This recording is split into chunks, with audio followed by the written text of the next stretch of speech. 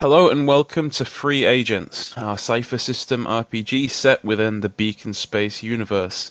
While the faction turn deals with the giant political organizations and factions, our game looks into the Penumbra, the shadows of society where light and darkness meet, the shadows and cracks of society, the place where clients with exacting needs can claim plausible deniability and get the things done that nobody else can.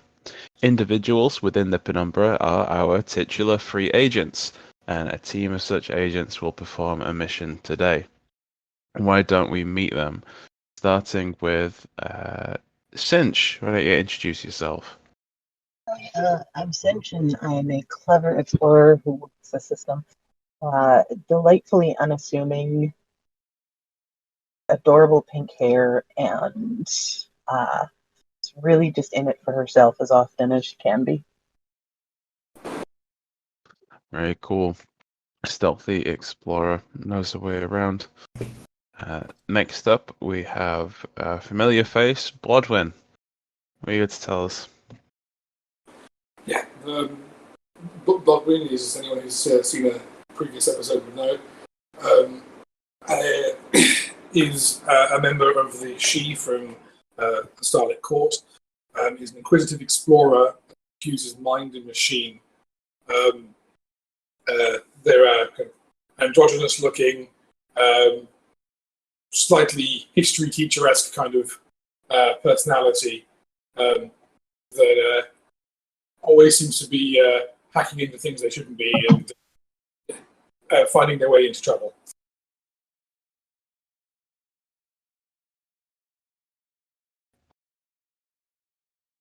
And next up, we have our adorable axolotl, Whittle. Why don't you tell us about yourself? Whittle is an inquisitive speaker who crafts unique objects, and she is, as Cal said, a Queltle, which is a humanoid mix between an axolotl and a manta ray. She stands at about 4 foot, wearing dungarees, Wellington boots, and a bucket hat, and speaks through a voice box translator around her neck. Very cool. What would she sound like if she wasn't using the translator? It's like a mix of clicks and whistles and like bubble popping sounds. Very cool. And next is Kate. Kate, you're bringing your scary woman to the scene again. I am. Kate is a mad mage who howls at the moon, and she thinks she's got a handle on it now, but last time she ended up eating somebody, so that was interesting. Things do not always go exactly to plan around our mad lens. And next up, but not least, we have our new agent, Fidey. Why don't you introduce yourself? Hello. So Fadi's an ex-rapid surveyor from Ascent. He's basically a perceptive explorer who solves mysteries, and his whole shtick is carrying about like as much scanning equipment as possible while balancing himself on heelys or such, and trying to do things as fast as unreasonably possible. How typically Ascent of you? You'll have made friends with some Icarosians, the gazelle creatures that we've seen in some episodes. Yeah, I'm gonna have to look at that. I guess I haven't been keeping up, but yeah, guy's pretty stereotypically Ascent. Very, very stereotypical. I mean, some of them are... Yeah. Oh. Sorry, go on. No. Let's not get into it. I was just gonna talk about the Ascent lore, but nah, we need to do cool crimes. Yeah, cool crimes. So, as the episode title comes in, there's The Pleasure Is Mine. and we get a long, slow zoom in on the TTGI station from some distance away. And we follow the engine trail of a mining ship as it belches clouds of glittering particulate matter, steam of coolant, and other waste products from the ship. And as it chugs off into the distance, we see from all around the edge of the camera shot dozens of these ships chugging in towards the TTGI station. The station there, hung in orbit of Telas, looks like a giant clock face with a pod at each cardinal point, at each number on a clock face, where 11 and 12 have some damage to them. But as we zoom in towards the station, we can see that it's even busier than we normally see it. Every single docking port is occupied. There's queues waiting as soon as a ship leaves. One of the bustling industrial ships around the station jumps in to be the next one to attach to it. We see it seems to be all business at TTGI at the moment. And as the camera continues to zoom in, we follow the passage of one of these ships as it attaches to TTGI. And as we go through, we see a ship full of industrialists. They're all wearing the high-vis protective equipment. They're all dirty with the detritus of mining. There's debris all over the floors. We see smeared faces and bright yellow and orange equipment that's been stained with dirt. As we follow their passage into the TTGI station, the inside of the Hab 7 doesn't look that much different. Every inch is packed with industrialists. It's crushed with people. It's loud. It's hot. It's dirty. And we see that the station is crushingly busy. And we see on the news, we see a BBTV broadcast. And we see the anchor there go, "Only 3 short days until the TTGI announced their decision regarding the contract for the lucrative mining operations on the new Telas ruins. Xenobiology reports coming up soon." We see that, there's a bustle of people as all of these people have come here waiting to see who gets to go down to the newly discovered ruins on Telas and start to extract the valuable minerals and metals that are there. And as we follow our way around the station, we see a familiar face, and it stands out as an oasis of calm in an otherwise packed and bustling area. It's still busy, but nothing compared to the crush of the station outside. We see the Cacti Oasis Bar and Casino. We see familiar faux wood furniture and a bar. We see the employees in their big sombreros with their little cactus pins. We see the figure of 8 robo-racing table with a crowd of gamblers cheering and booing at the various fortunes. And then along the back, we see the booths that are set aside for the Penumbra network. Old-timey jukeboxes that, instead of a music selection screen, have the flickering green and black text of the Penumbra scrolling across them. And as we come across to a familiar booth, who do we see already sat in there? I think Kate is already seated. Kate's already seated, and Cinch, it sounded like you too. Yeah, Cinch is there. She's probably been getting to know the staff more and more as time goes on. Staff at bars love to talk about customers, love to complain about people. It's just a really fun place to pick up secrets. What's the conversation between Kate and Cinch that we find ourselves listening in on as the camera finally zooms onto the pair?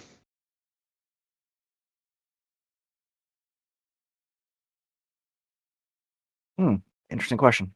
What would Kate or what would Cinch talk to a random stranger about? I think honestly, I could be trying to like,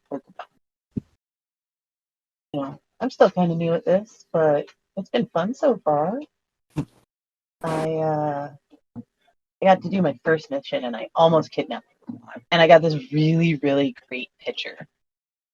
I'll show them the picture of our half beat up friend cradled in the arms of a robot.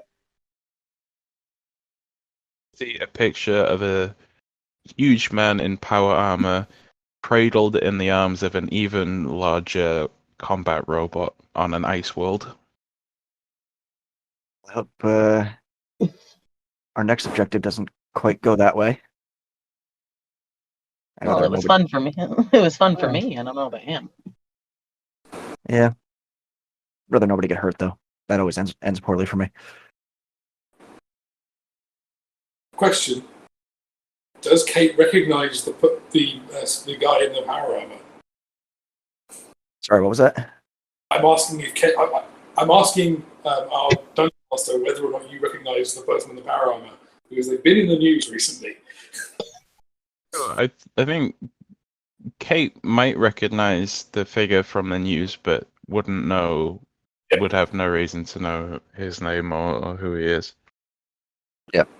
I'm just wondering if the news of the at-large criminal comes to mind, but Well, it's still the top story rolling around the BBTV broadcast because they keep recycling footage of the different races reacting, of asking people in the crowd. Everyone's having their 5 minutes of fame with the cancelled Carter Cup Grand Prix. Bloodwin, where do we see you in the bar? I think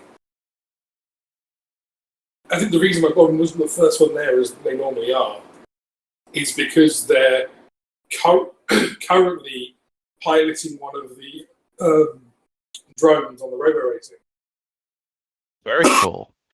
So why don't you give me your choice, speed or intellect, and just no difficulty. We see how well that you're doing. We'll see how well you're doing in the robo racing ring.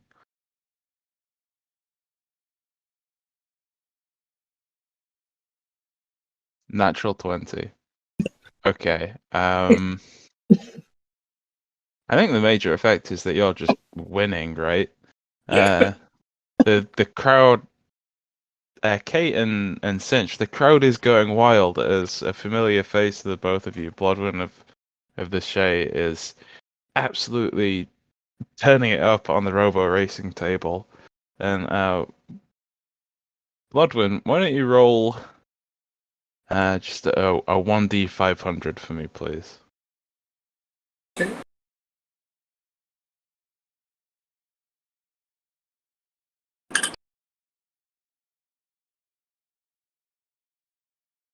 Yeah. 56. Oof. Well, that's the amount of howl that you win from your victories. It's poor crowd tonight. Maybe it's because it's all the industrialists on station rather than the usual crowd. Yeah, you win 56 howl from winning this robo race. Cool. Upon winning, they will pull off the VR headset, look around, realise the time, and will walk over to the booth. Mm-hmm. Fidey, how do we see you? Is it exactly the time that we agreed upon to meet here? It's about 2 minutes until. Yeah, so he's gonna be exactly nearly on time. Gotcha. Okay, he'll turn up a few seconds before. Yeah. All right. And where do we see Whittle? We see Whittle. That'll be late. Okay, so we see Whittle wandering in fairly on time. Probably just come from a lunch with Sabina Leandros, the communication tech they met on the last mission. just one more person to talk to in an ever-expanding line. But eventually she makes it there, and seeing Cinch as a face she recognizes walks over. Yeah, as the camera pans around to you entering the bar, we see the crushing mass of people outside the area of the bar, and occasionally groups of the industrialists will try to enter, and people that look to be just other members of the crowd will form a protective cordon and stop groups from entering the Cacti Oasis Bar and Casino. And that happens briefly as we see you squeeze through until they recognize you. And we see that happen again with Fidey, who's close behind you. As it seems at first they try to stop him from entering until the look of recognition crosses their face, and they let Fidey in towards the booth. And as the last of you slides in, the jukebox at the end flickers, and we get the familiar ping from Agent Handler Wolf, who's called you all here. No, And we Jesus fuck!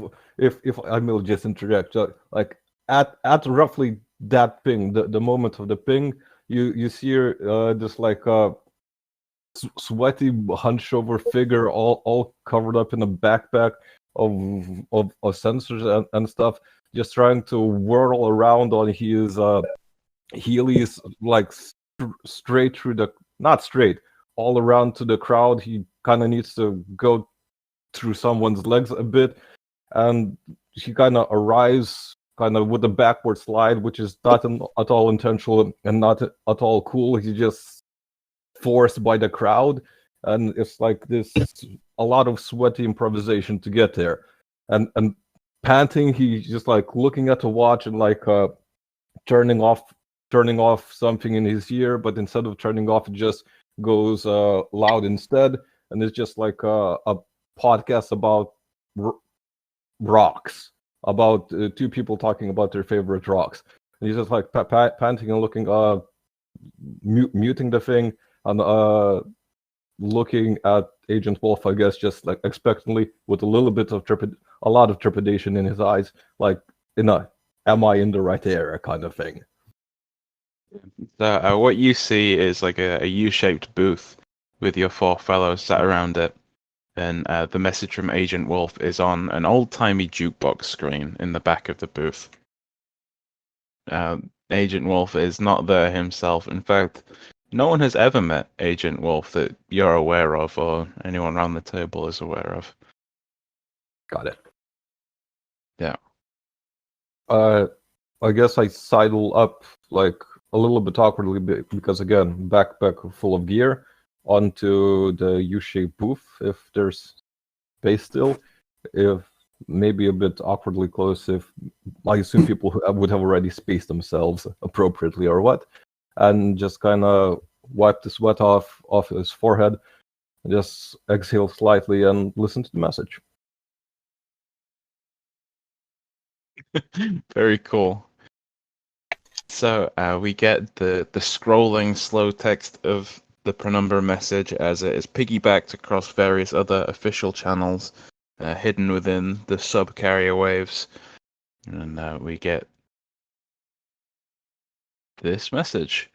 From Sender Wolf, the subject is minor distress call. Telas Mineral Team 12, Glittering Dozen, have become trapped under shifting Xeno architecture and require extraction assistance. Due to the unauthorized nature of their presence within the ruins, they have broadcast to the Penumbra instead of official wavelengths. Recover them, and I shall pass along the reward money, minus my fee, of course, with the reward listed as 6,000 howl for the recovery of 6 living miners, and 1,000 howl for mapping and survey data. I think I'm here for that last bit. I mean, like, do we get anything for parts? Or do they have to be alive? It says Are you alive. asking me, or are you tapping it on the console? I'm just kind of tapping it on the console. Yeah, it's you tap in your question, and it takes a few minutes, but eventually you get a scrolling reply ping. It says there are deductions for failure. Kind of like flump in the booth. Well, Well, I get we have our mapping guy. What else do we need to go into a mine? kind of climbing gear, I guess, but other than that, I don't know. Never been underground before. Actually, like Finch grew up in like an asteroid mining colony. Wouldn't she have some knowledge of this? Oh, my- what is it you would like to know? Well, like what kind of things we would need to successfully, protect ourselves and get in and out alive, basically. I mean, if they're trapped, there's chances we could get trapped too. Well, first, everybody take 1 XP for accepting a free agent assignment, which it sounds like you all are. Hmm. Yep. And if anyone does not currently have a Cypher, then you may gain one. I do not have one. Cool. That only applies to Friday.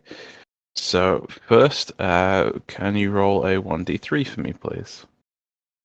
1 second, please. No problem. I haven't used Roll20 in a while. Is that slash roll? S/R usually. All right. 3. It's a fantastic Cypher. Oh, Then sweet. give me a 100, please. A what? Sorry. A 1d100.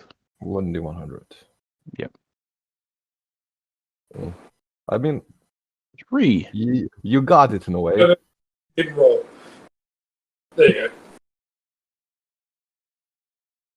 So 3 is a fantastic Cypher called Blinking.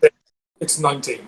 Yeah, it's not. It's 19. Yeah. The 3 was from the 1d3, and I just typed 1d. Oh, 100. oops. I do apologize. I mean, it's my mistake, but sure. 19. Sorry. You were about to get a rather wacky one, but we'll. I'm down for wacky. Well, now I don't want to know what 3 was. 19 is flame retardant wall, which I'm fascinated. A flame retardant wall. Huh. Yeah, we will find out what that is in a second. I mean, I just sometimes need to put out fires.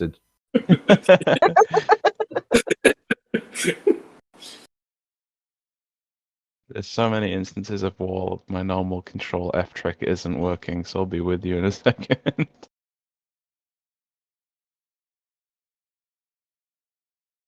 Control F flame retardant, doesn't it? Yeah, it doesn't like it. Flame retardant wall. Level 1d6. And the effect is creates an immobile plane of permeable energy up to 20 feet by 20 feet for 1 hour per cipher level. The plane conforms to the space available. Flames passing through the plane are extinguished. So Cool. you have an anti-fire force field. That's sweet. Could you PM me the ability text or cipher text rather? I certainly can. Yeah.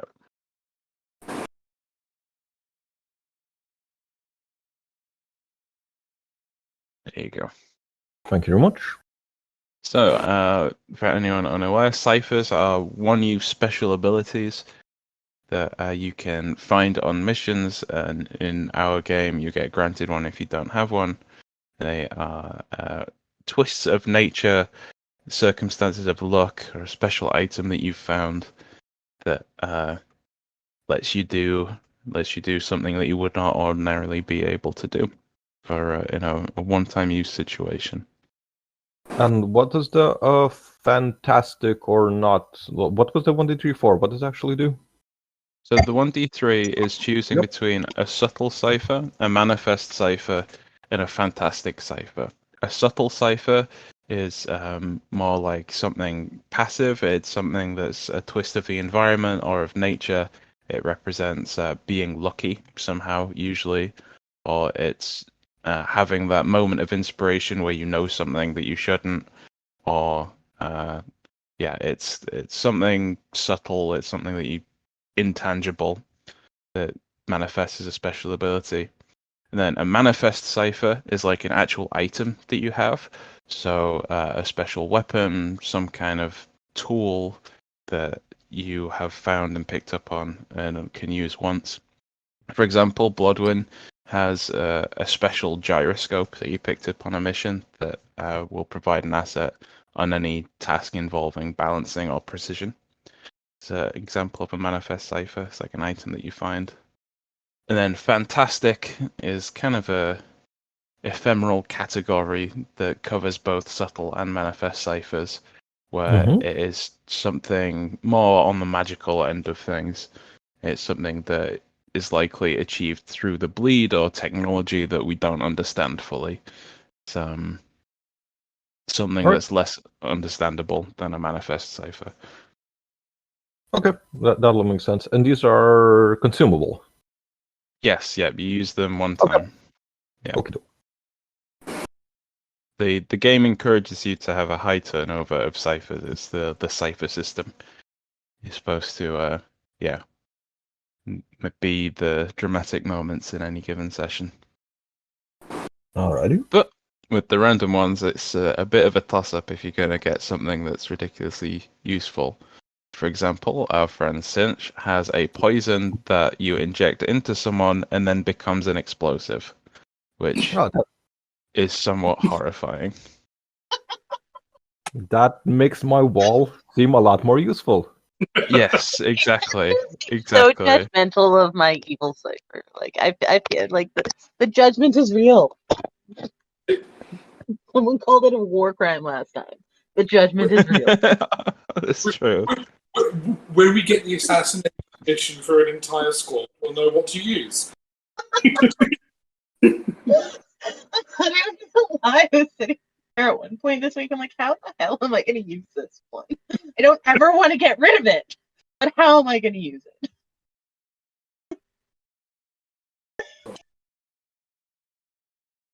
Yeah. So Yeah. So what we're in now is kind of the downtime before the mission. So if anyone would like to spend XP, spend money, prepare for the mission in any way, now is the time when you kind of have a free-form chance to do information gathering, anything like that, talk to contacts. Yeah. Yes. Yeah. Yeah. Go ahead. I was just say before we did the cipher, I had asked, well, wouldn't Cinch have like some knowledge of going into mines, the kind of equipment they need, the kind of safety procedures they should consider? Because she grew up like by the asteroid miners. Can I help with that? Like, I've literally been a surveyor, so I mean, they're stuck in the ruins, so I would not necessarily know something about that, but I'd know enough to either help or do a knowledge thing on my own. It like you can since you can certainly argue for when you're trying to gather information about something that your previous experience with mining helps you out, but it's what would you like to know in particular? What kind of equipment we should have? Cool. Give me just an intellect difficulty 4 roll, which, given your previous experience with mining, difficulty 3. Okay, remind me how to do that. So if you go to your character sheet, the 3 Mhm. boxes in the top left, you can just Right. click on the one that says intellect. Okay, perfect. Done. Yeah. I don't remember. And then it should pop up asking you what the difficulty is, and you can put in. There you go, success. Cool. So in terms of equipment, what you would know about Telas, the planet on which they are trapped, is that it has a perfectly breathable atmosphere. You should be generally safe to go to planet. You know that mining is dangerous business, and sometimes there's toxic gases or tight spaces. It's probably a good idea to have a way of ascension and descension, given there's verticality involved, but at present you have attached to the mission, you have the path that the miners themselves took to get to where they are. You don't know exactly where they are, but you know their entry point. Yeah, there's nothing specific that you know regarding like specialist equipment that you should have beyond what you as a player and what most people generally would think of as a good idea for going into a mine with. Cool. So climbing gear, Climbing potentially gear and some kind of breathing Yes. app, like either a brief respirator. or Yeah. environment. Do we know why they're stuck there? Was there a cave-in? Are there like some troglodytes? What was the message aside from come pick us up? Trapped under shifting xeno-architecture. Oh, Yeah, okay. that's the information that you have. It's not a cave-in. If you'd like to know more about the ruins that they are trapped within before you go down, you can definitely make some kind of roll. I have geology knowledge. I think I know a little bit about the materials of what ruins are made of, even though this is like feels a little bit French. Give me a difficulty for intellect roll. Could I provide any assistance with my book on geology? You certainly can. Yep. So you can provide one asset to the roll, which would make it a difficulty 3. Alright. Beats difficulty 5. Very good. Yep. So you would have seen in the news, and maybe you would even have some information that is more than the typical. Yeah, it was About- it was on the podcast 3 episodes ago. Yes, yeah, they had a deep dive on Tellus. You'd know that Tellus has been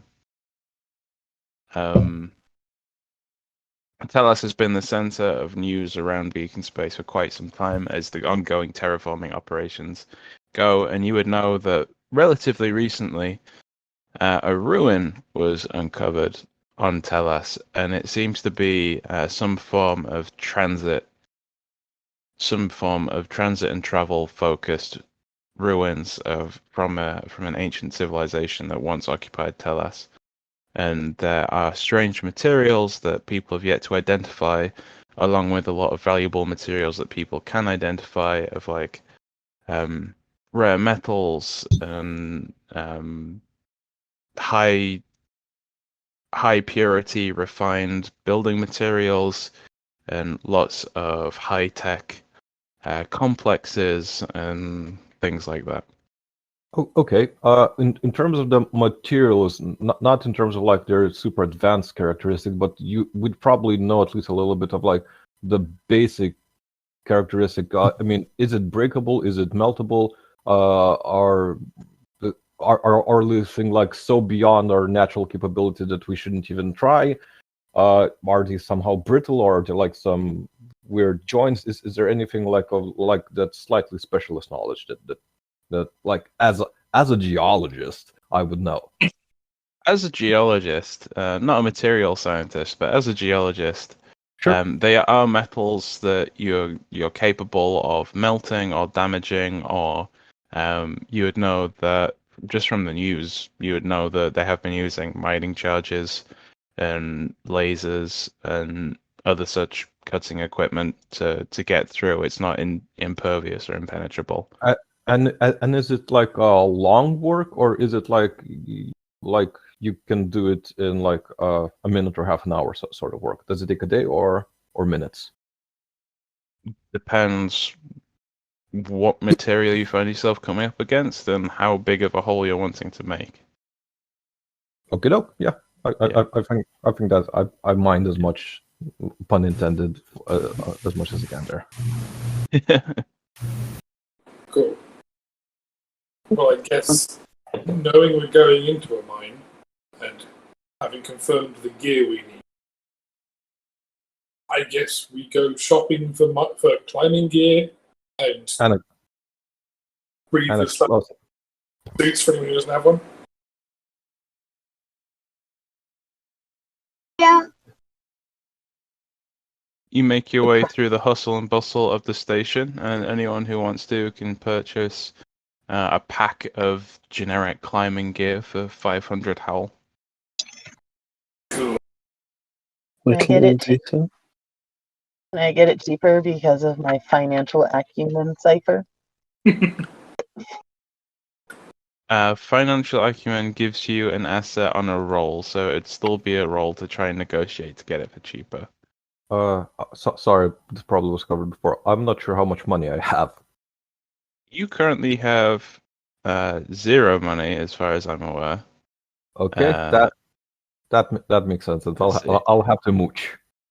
Although, given you only used one of your item allowances, you actually have I mean, 3,500. let's presume all that spent like on that survey kit that we talked about, but I then didn't finalize. Right, And maybe yes. and yeah, that and some Heelys. That's my equipment. Healy's a definitely expensive item. Survey equipment, Heelys. Between all that, plus you probably spent on some ammo for your gun, which is probably likely. Sure. You've probably got around 2,000 howl remaining. Okie doke. Okay, so it was 500 howl, unless we're negotiating. Yep, yeah, unless Cinch leads some kind of you buying in bulk, so everyone gets a discount. Cinch can definitely try to sweet talk whichever vendor. I think we'll do that. Like, can we get the breathers and the climbing equipment, and then do the roll? So I don't need a breather because I've got a environment suit built into my armor. So do I. I have an environment suit. I do need a breather. I mean, it's possibly poisonous, so I might need a breather. I might. What about Kate? How much is a mining charge? Simple explosives, 500. Okay. And is there such a thing like as a, I don't know, emergency brace for when something is trying to collapse on you and you want to stop it from happening? And like I don't know, I'm thinking pretty much like ye olde mining pole, but more high tech. A collapsible 10-foot pole. Yeah, pretty much. Yeah, something that can take a load. let's see, like an emergency anti-cave-in, you stick it in and it extends. Yeah. I think it's going to be a roll to see first if you can find someone who's selling that kind of specialist equipment. And then, but let's resolve the climbing equipment first. Climbing equipment and breathers, whatever they're going to be called. Yeah, and a bulk order for whoever needs them. A breather costs 500, and climbing gear costs 500. Okay. So that's 3 breathers and 5 sets of climbing gear? Yes. Climbing gear includes pitons, shoe spikes, anchor points, and a variety of other useful climbing gear, and provides an asset on any climbing task. This is all in the equipment list. And then a breather provides 8 hours of breathable air. And why don't you give me an intellect roll, difficulty 4. Try and get a discount. Is that included? What about like my financial acumen thing? What does that do? So if you use financial acumen, that would make it difficulty 3. Okay. I provide assistance with my training in persuasion. What do you say to help? Well, you see, given the increased prevalence of miners in the area, there's actually a lot of places where we could get this equipment, you see. And so if you really want to make sure that you get a good sale in here, because bear in mind, we're not buying for one person, we're buying quite a bit of equipment here. Surely you can lend us a discount rather than let someone else from out of system take your business. Well, why should I? I've got so many customers these days. What with all these people about looking for mining, that I should raise the prices. I don't know what you're talking about.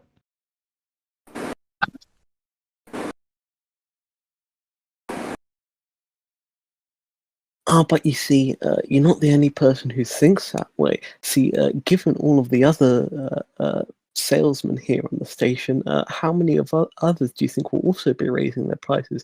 If you undercut them, you'll end up actually making even more money because you'll be able to sell to even more of the people. You're thinking in small numbers, 10, 20 extra people. But imagine selling to 100, 150 extra people. Because if you set your prices right, that's what you could be doing. You could be set to make a fortune. He gestures at Cinch and Whittle as, no offense intended, but a little fish and a little gumball ain't exactly my usual clientele. But we're popular, little fish and little gumballs. So we can always tell all the big, dirty miners how kind you are, how willing you are to cut a deal. Don't you think they like listening to pretty little gumballs? Alright, well, I bought enough of this stuff that shifted, so I don't know. And make your difficulty 2 roll, Cinch.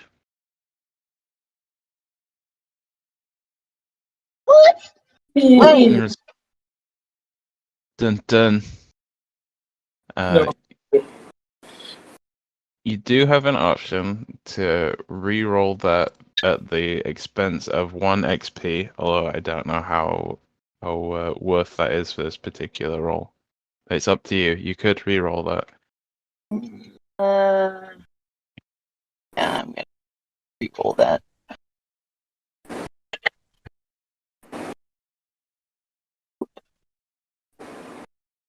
I fail again, guys. Oh no! Disaster! Oh, no. All right, no equipment for anybody. Oh no! I think looks you up and down and sees a couple of rubes who've never bought mining equipment. He goes, I'll tell you what, I'll give you both a big discount. 500 for the breathers and 500 for the climbing equipment. And as far as you're aware, that is a discount. He was offering it at like 700, 800. He's knocked off a bunch for you. Well, I can afford mine for 1,000, Yeah, I can afford. but everyone else is on their own. Yeah, my climbing gear I can afford. You know what? I'm just gonna be optimistic. I think I'm just gonna use someone else's rope, and I don't think I'm going to need to breathe.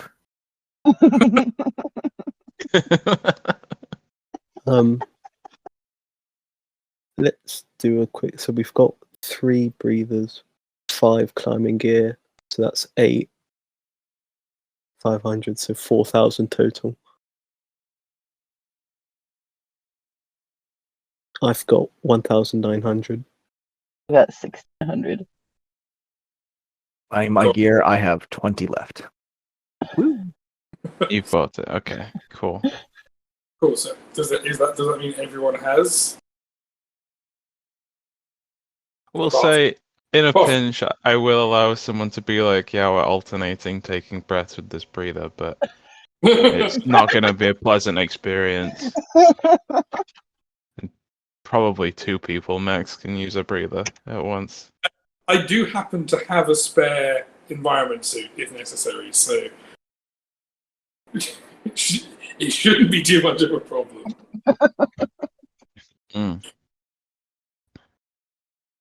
Real question is, are you going to be taking your bike down? Obviously, speeder bike in a ruin is the best place to have one. Yeah. Very agile. I only bought basic level. I'm not sure how good it is around tight corners inside ruins, but you never know.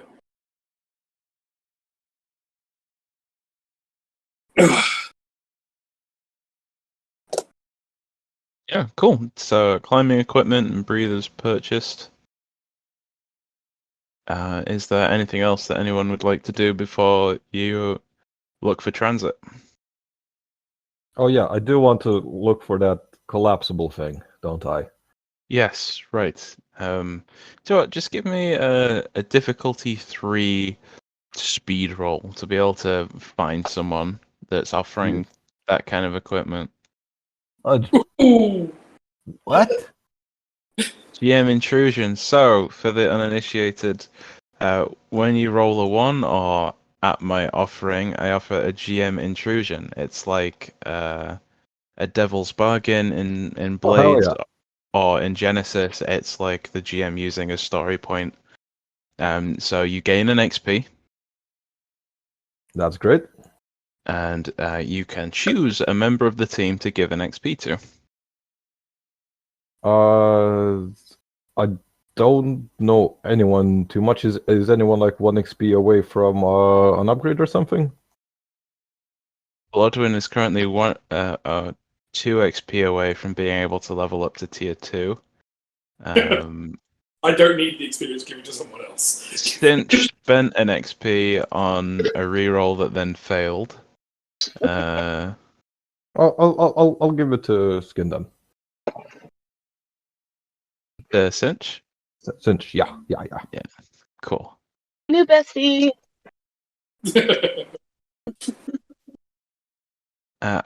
Just while I notice, Kate, are you hanging on to that 4 XP, or do you like to spend it on an advancement? Oh, I think I'll hold on to it until the end, just in case. Those rerolls come in clutch. I do. I also don't have access to the book at the moment. I don't know where I put it.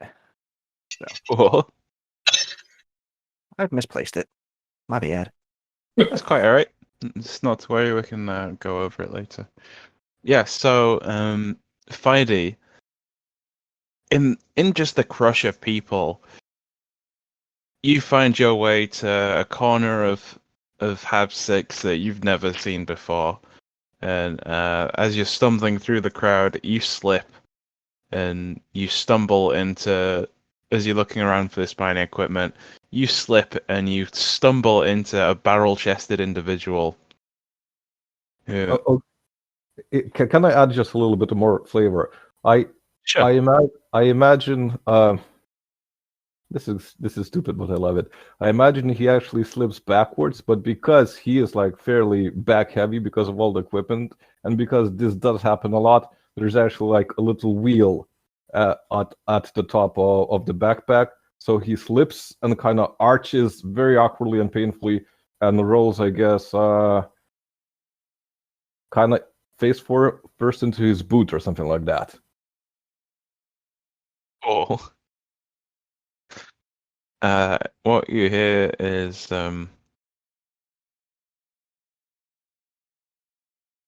yeah. Hey, what do you think you're doing? Trying to get up. It's very difficult with Heelys.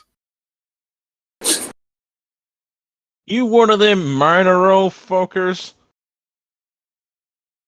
How did he know? So, for context that you might not have, minor role is a company. Mine exclamation point eral.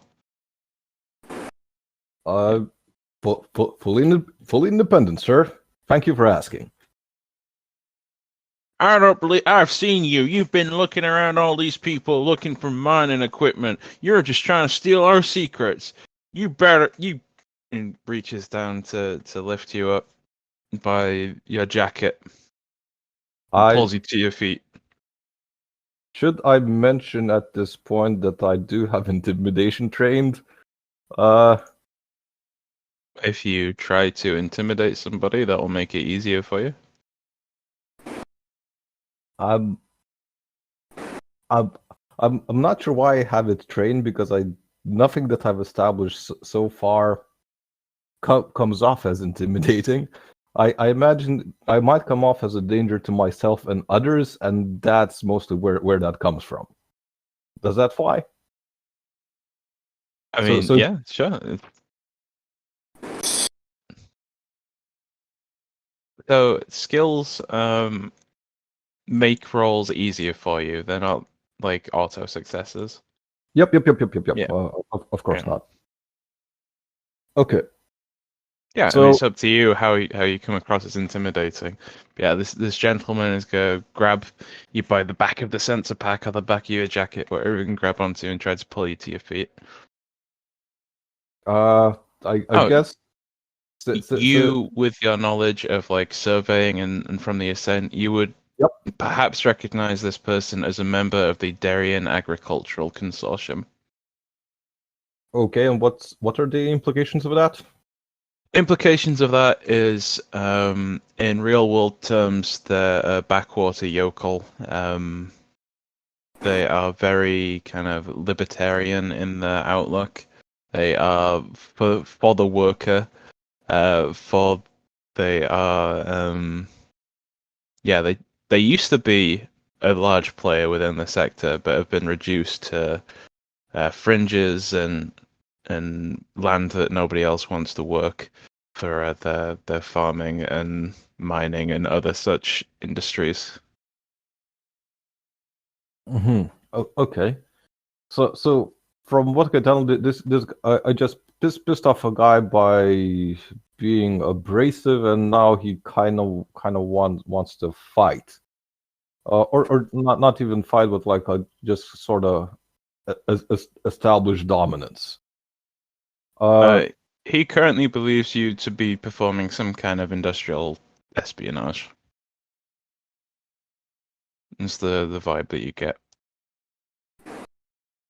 I mean that's a fairly good read. I wish I thought of that. I wish can I perform industrial espionage while I'm doing this? I mean, that's definitely an activity you can do. Ah, Jesus. Yeah, he's got you by the back of the collar, and if you don't do anything, there's probably going to be physical violence incoming. Well, I'm kind of Jesus. This is stupid. And tell me if this comes off as like again coming off as this isn't like me standing tall and looking at him and like gritting my teeth and tell him you don't do that to me. None of that. I'm just flailing about in a way that should be obvious to him and any onlookers that harm will befall anyone who will just be in the near vicinity and engage with me in any full way. So I'm just gonna try to scramble between his legs while he's trying to grab me, and like not in any gentle way, just kind of elbowing and clawing my way like under his boots in a way that probably destabilizes at him. And you tell me if this reads well as intimidation, or do I need to like do some sort of a physical combat thing here? This is my attempt at intimidation, but it's like I realize that the positioning is weird of what I'm doing. Yeah, that sounds more like a speed roll to me, trying to scoot away between his legs. Which for this person, who you notice he has the name tag Jeremiah Aker, it's difficulty 4. Righty, let's. Ways that you can improve this roll is you can spend an effort. Is one of the things you can do, which is where you spend, in this case, 3 from your speed pool, or because you have an edge, it'd be 2 from your speed pool. It'd make it 1 difficulty lower.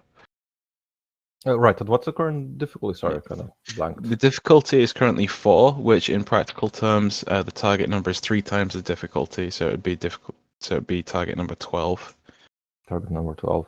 and it'd go down to target number 9 if you spent effort. Yeah, I think I kind of have to. It's like, Hang on, you also have. Oh, never mind. Fleet of Foot does not apply here. yeah, that doesn't really. There were probably a lot of smart. Yeah, can I take a step? No, I committed to the action. I'm doing it. Yeah. So yeah, just I am committing. Okay. Commit. How do I commit? Oh, at the top left above your pools, you see might, speed, and intellect. You can click on them and it'll give you a roll prompt. Okay, so that's 4, right? You can set it as difficulty 4, and then it'll give you an option asking you if you're spending any effort or not. Okay. Success! Cool, so I managed to scurry away. Remove 2 from your speed pool, which it'd normally be 3, but you have an edge, so it brings it down to 2. Right. Oh yeah, and there are caps over there, so that's fine. Okay. Yeah. Typically we do it the other way around. Current drops and pool stays at max. Oh, that would make sense. Yeah, the way that those stats work is each is like a separate pool of like HP, the resources that you spend. Then when you take damage, it reduces from your might first, then from your speed, and then finally your intellect, which is mildly horrifying if you think about it too much. Yeah, you managed to scurry between this guy's legs. You go, hey, you get back here! I ain't having none of them minor roll stolen crypto. What's it on my device? So, can I do that to industrial espionage now? I have a moment, right? Like, if this guy is worried about it, there must be something worthy of investigating around here nearby. Can I do like a passive scan with my serving equipment and perception to find something like that? I mean, it's not tech for that, but it would help. Yeah, I think that this would be finding and noticing small details, perhaps. For sure. Which would give you an asset and 1 from survey equipment.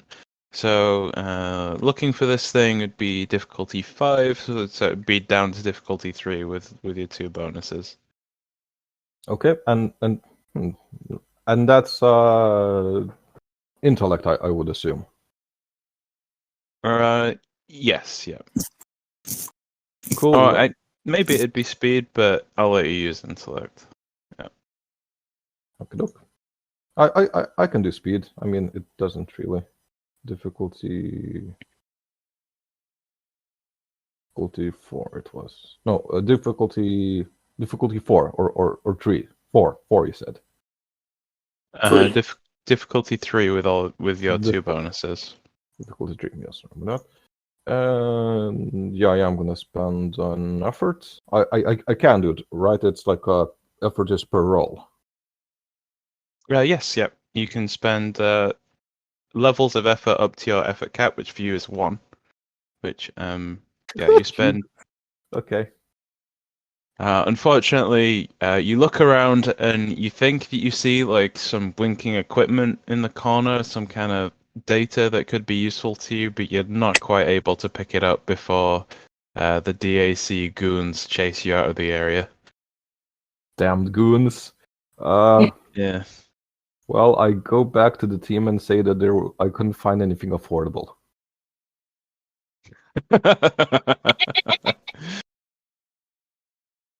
Yeah, they gave you the hard sell, huh? Yeah.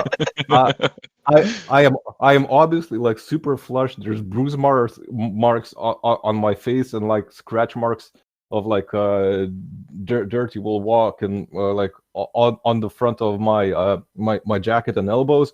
I am very obviously lying. I definitely got into some sort of scuffle, and I'm not even really like looking anyone directly in the face while I'm saying this bold-faced lie. I'd probably turn to Whittle and just say, like, I thought we were bad at negotiating. Hey, I'm good at negotiating. Well, then why'd I pay $1,000 for that? Good point. I'm just saying my efforts to get deals and negotiate with people have gone very well before now. Well, you do have a lot of friends, so I guess you're kind of right. And least Finch totally used air quotes at that point. At least you guys didn't try negotiating with someone's fist. No, all for that. So yes, I guess we go looking for transport to the surface. Yep. Transport to the surface is not difficult to find. There are various modes and means available.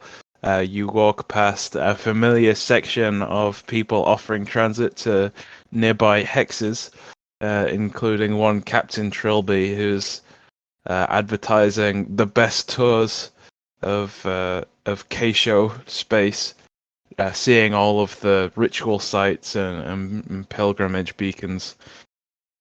You see various offers of transport to the important worlds of the sector. You see the clinical white-robed people offering trips to Heliocytus and to the new Eden Gene Bank. Be a better you, proud sponsors of BBTV. You see various ascent ships, and of course the ever-present at the moment crush of industrial vessels, mining ships, rubber-necked workers with roddy face and dirty boots, as this place is more packed than you've ever seen it before. And as you're going around the station, ever present on every screen that's available is a countdown to when TTGI will announce their decision regarding these mining and mineral rights on Telas. People are waiting anxiously, drinking. There's various fights emerging as these various groups. You see the robotic members of Elena Fiafa. You see the brightly coloured red and yellow mineral folks offering free downloads of their app and handing out flyers and QR codes. And you see DAC in straw hats and chewing on straw as they're sat around kicking their boots up and getting themselves into trouble. Yeah. You can see representatives of every major faction within Beacon Space are on the station right now. Cool. Yeah, I assume we walk up to the nearest thing, and I assume the system is cheaper than the tours of the next system. So, how much are we looking? For passage down to Telas and back, the round trip is 100 howl. So that tends to be the typical base price for a trip down to the planet. Cool. Okay. I look around at the group and go, do we even need to bother negotiating? Can we ask? Can we lie to any of the angry rednecks and say we're here to like spy on Mineral? Can you give us a lift down?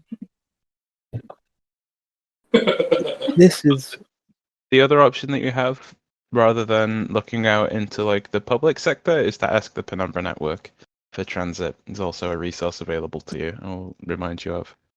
I feel like Whittle could ask one of her friends to.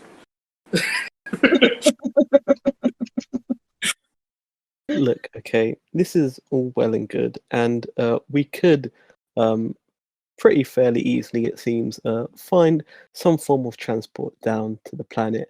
But you see, Cinch just insulted Whittle's negotiating skills, and I don't think we've made enough bad decisions yet. So what I'm going to do is instead head for a spaceship dealership, and begin enacting my terrible plan. Okay, cool. So, how much access do we have to faction assets?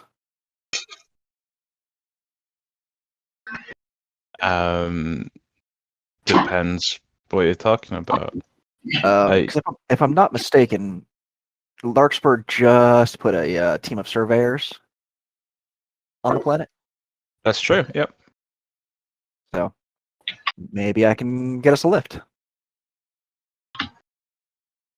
Yeah, I mean, right now Talas is buzzing. There is just in terms of starships in sector, there is significant presence from Tahara Phi, from Ascent, from Children of the Vein, who are ever present in the center system, and the Larkspur Combine have all of those factions have even more than everyone else a heavy spaceship complement within center right now. And just to check for background, this isn't something my character would think of doing because I don't think he's that social or good at connections in general. But as a surveyor, I probably have a bunch, well, not necessarily a bunch of people, but have some sort of organizational ties. Like I know people who are down there, and I know Ascent-wise, or maybe as an independent collector as well, like people who would be working like to some degree, right? Definitely. So a note that's in the free agents like character creation is free agents are able to navigate the culture in which they're from and have connections to it. It's the equivalent of like you being it's like the equivalent of someone being a citizen of the United States and they're able to go to their embassy and have all the rights and privileges that affords them. So, a member of Assembled Commonwealth might be able to get discounted prices or know someone within the Assembled Commonwealth. Sure. You, as being from Ascent, you would know people from Ascent or from Larkspur. Yeah, you might be able to get in contact more easily than someone who could not. In mechanical terms, it's going to manifest as an asset on a roll. Yeah, sure. I still want to see if Whittle can prove Cinch wrong. Yeah, so Whittle is going to change into her environment suit. I'm going to spend 1 intellect point to spin identity to pretend to be a artifact collector, and I'm going to walk into a spaceship dealership and attempt to trade a Roomba for a spaceship.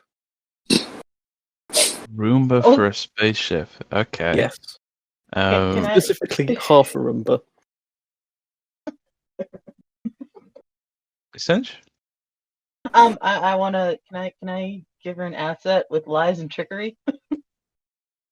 You can certainly tag along as you look for a spaceship dealership. What kind of class of spaceship dealership are you talking? Are you going into like the third-hand shop, or are you going into like Lamborghini? You know. Probably mid-range, not like too expensive, but not the cheap stuff. We're going for something decent here, not something that's going to fall apart on the first trip. Sure. So, oh, sorry, go on. Can I tag along? Not to be an asset in any way. I'm just really into engines. Anyone who wants to be in any given scene can be. That's absolutely fine because we're in this kind of free form. You're all messing about on the station before you head off. Yeah, so I think you find one of these dealerships where it's offering a brand, but it's also a second-hand dealership. You know, like a typical place that any mid-sized town will have at least one of these. Yeah, let me come up with a name real quick. Let me check the Let me check the station document, see if we've got anything already.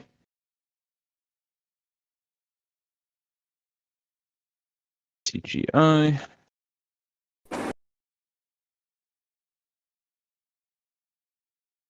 The Telos Terra Group Initiative Station.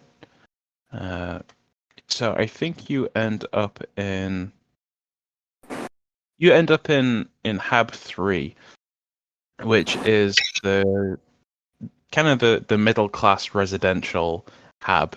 The habs being these giant pods at each of the numbers on the clock face wheel that is the TTGI station, with transit between them via shuttles and walkways, various other methods. You end up in Hab 3, which is known as the good residential, as opposed to Hab 1, which is the luxury residential. In Hab 3, you find a family spaceship dealership of decent size. They have several docking. They have several docking points on Hab 3, and they have a store of further spacecraft away that can be called in to order if purchased. You meet a gentleman by the name of you meet Alan Yates. Welcomes you. What's the fastest thing that you have here? The fastest thing that we have. I'm gonna be asking that a lot. Well, I can see that you're a man from. You must be from Icaros. I can recognize the look around your eyes. They're always looking for the next place to be. We have an ascent hopper in station. That may be interest of you. It's a few generations old messenger ship, but I mean, you know how fast anything ascent makes, eh? Yeah. I mean, I'm gonna go look at that. I don't know what these other people are doing. They might make more sane decisions, but I'm gonna go look at the ascent hopper. Yeah. You can go and see out one of the view windows. A needle-like ship with two oversized engines, and you as an ascent notice it as like it's probably 25 to 30 years old. It's few generations behind the current generation of messenger ship, but yeah, you would recognize a familiar Ascent styling in the ship. In fact, it still has the Ascent logo spray painted on the side of it. There's some chance that thing is as old as I am. Absolutely, yeah. And still faster than me, which I feel a little bit insulted by, but okay. I'm just doing this as a background thing, unless other people choose to be guided by my supreme sense of what the fastest thing is. I'm just doing this as a kind of gawking background thing. Whittle will instead pursue a pretty middle of the line ship, like not too fast, not too slow, some cargo space, some passenger space, fairly nondescript, just a fairly generic spaceship. Like the spaceship equivalent of a minivan? Yeah. In a mechanical term, what kind of level are you looking for? Bearing in mind that the level is going to be how good it is in terms of like sensors, navigation, propulsion. It also will be the HP of it will be 3 times whatever level it is. So like a level 2 spacecraft will have 6 HP, for example, and will be level 2 to hit, so it'll only be target number 6, etc., etc. The level determines all of the stats. Let's go for level 3. Sure. So a level 3 spacecraft, it'll offer you. Let's have a look. Let's have a look at the factions. There is an old Amelhar Institute research vessel that has been stripped of its information equipment, scientific equipment. It used to be a member of the terraforming fleet around Telos. used to be part of the massive ships that's taking data and information there. And but it's been stripped of all its equipment, and now it is the equivalent of a spaceship minivan. It's got decent cargo space. It's got space for about 8 crew/passengers, however you divvy that up. It has 1 slot for a weapon system, but it's currently uninstalled, and offers it to you for 5,600 howl. Right.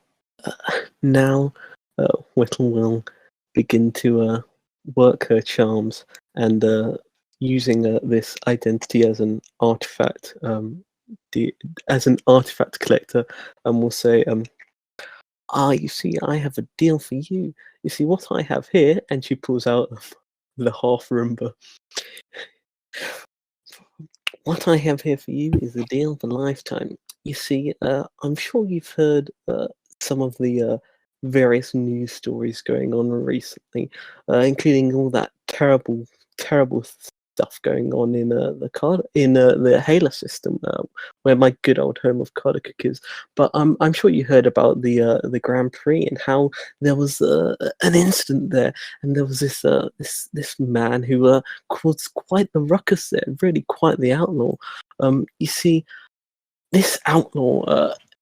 He has left behind some very interesting artifacts, and you see this one here. This is an example of the wreckage left in his wake, and you see, as this criminal becomes more and more infamous throughout the sector, he's building up this repertoire of items and legacy items left behind, and you'll see that collectors are really getting interested in all these items.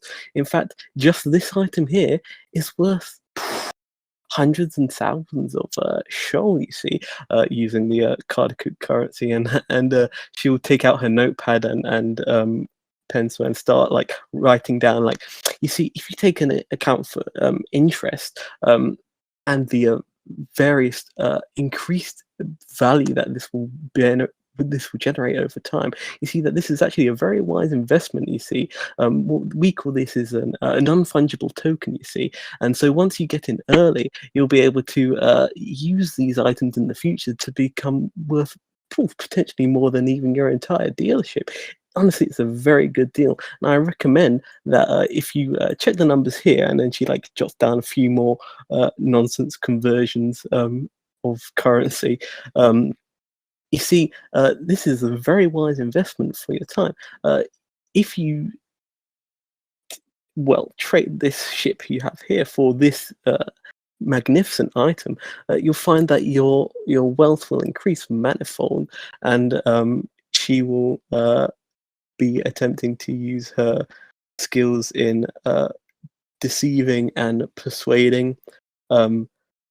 Do either the notepad and pen and or the Roomba class as an asset? I don't think the notepad, pen, or the broken half Roomba count as an asset on this. You can definitely use your persuading skill, and you definitely have an equipment asset from another asset in your skills from spin identity. So that's 2 from skills. Let me check the difficulty chart, because this is going to be very difficult. Oh yeah. Let's Are you providing any assistance, Cinch? Yeah, I'd like to help with the lies and trickery. Task difficulty. Let's have a look. I think this is impossible without skills or great effort. I think that this is at a baseline difficulty 7 at base. And then that's 2, so that's 5. And that's down to 4 with Cinch's help. So difficulty 4. I will then also be using my Cypher because I also have financial acumen, which brings it down to 3. Difficulty 3, that's true. And then since I spent my XP to level up to 2 effort, I'll then spend 2 effort on it as well. which only costs me 4 because it will be intellect, so that takes my intellect down to 12, and that brings it down to difficulty 1, doesn't it? Difficulty 2, I believe. Difficulty 2. Yeah. If I've Is it counted 7? everything. Is it 7? She did 2. I did 1. Cypher is another 1. And then It's she's doing 2 2 skills, efforts. 2 assets, and the Cypher, so 5 total, so yeah, 2. Very tense, guys.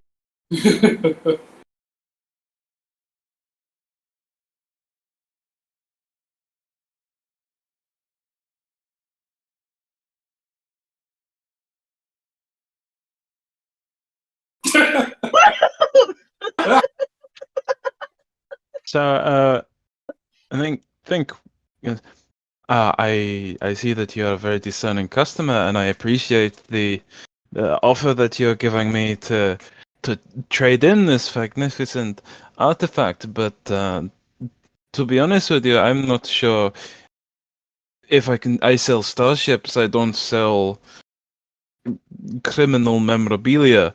I can offer you a discount, maybe. Maybe as much as 20%, but I cannot give you a full starship for a hunk of wires. I can go, and he said, whenever we say a currency, or I say howl, it's using their local currency. Everywhere in Beacon Space uses a different currency, but for game purposes, we abstract it into the currency of the Penumbra, which is the howl. I can offer you for 4,000 howl, maybe.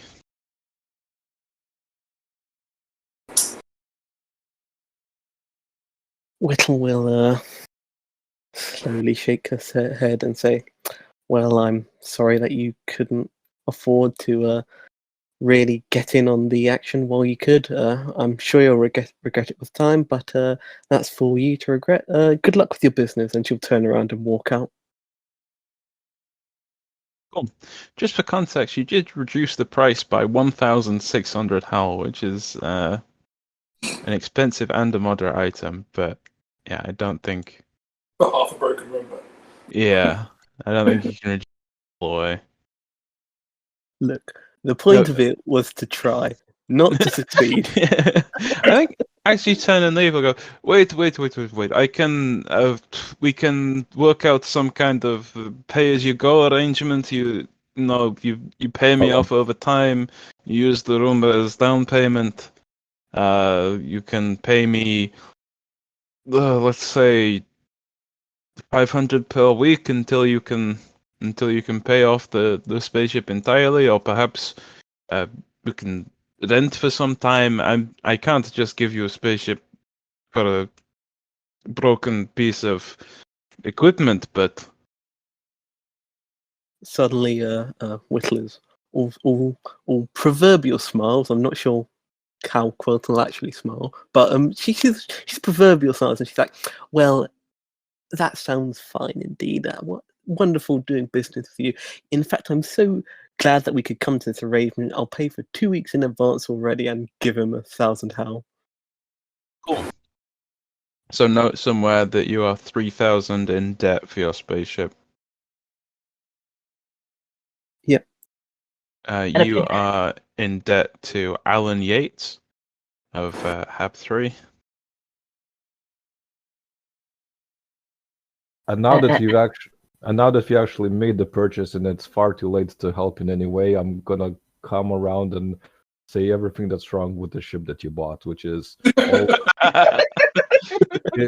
it's way too slow. All the serving equipment has been stripped out. You're like just pretty much you're gonna have to carry it if you want to get anywhere. What the hell even is this? What are we doing? If you're willing to pay.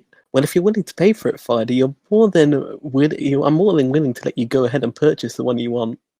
I mean, you say that, but like at this point, Fide's just lost in that like rant. You if you've ever been around this, and you've seen this rant where he's like going into the specs of the thing and etc. And it's not information doesn't really enter so much that something approximating information flows out. He is using enthrall without using enthrall. It's, So, it's not I'm gonna. supposed Sorry. to. I'm going to PM you the mechanical details of your spaceship. And in your equipment, you can put level 3 Amelhart minivan, however you want to describe it, and we can talk about you can describe to me how it looks and the kind of styling that it has after you've taken ownership.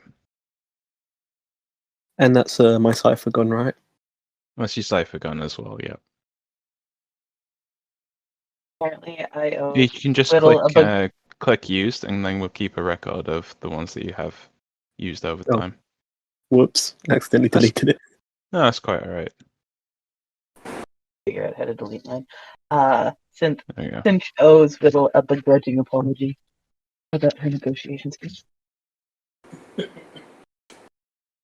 So you walk out of the dealership to find Lodwing still stood there, like talking with one of the normal transport people, trying to negotiate a price. And you hear in the background, well, Amelhart's a good company, but if you're gonna buy Amelhart, you're gonna buy it for the serving equipment, and that's what they stripped out. So at this moment, it's really a hunk, and it goes on. I just walk up and I was like, "Don't worry about it. Whittle's got it covered." And You walk past with this conversation happening, and Lodwing kind of turns around from the negotiation, then he's like, "Wait, Whittle actually bought a ship?" Oh, she traded a busted ass Roomba for it. well, I traded a busted ass Roomba for a discount. She bought a bus. I'm not sure we needed a bus. I would have let me and again more droning. More useless information. Look, is it going to get us down to the planet? Yes. Well, then let's go. Get in the bus. So I think as you sign all the paperwork and sign over, you need to register with the authorities a name for the spacecraft. And what do you register your ship name as? Didn't think I'd get this far. Bill. I suggest the club-footed snail. We're not going with that. The current name on the registry is Institution Ship 7-D. We're going to change that to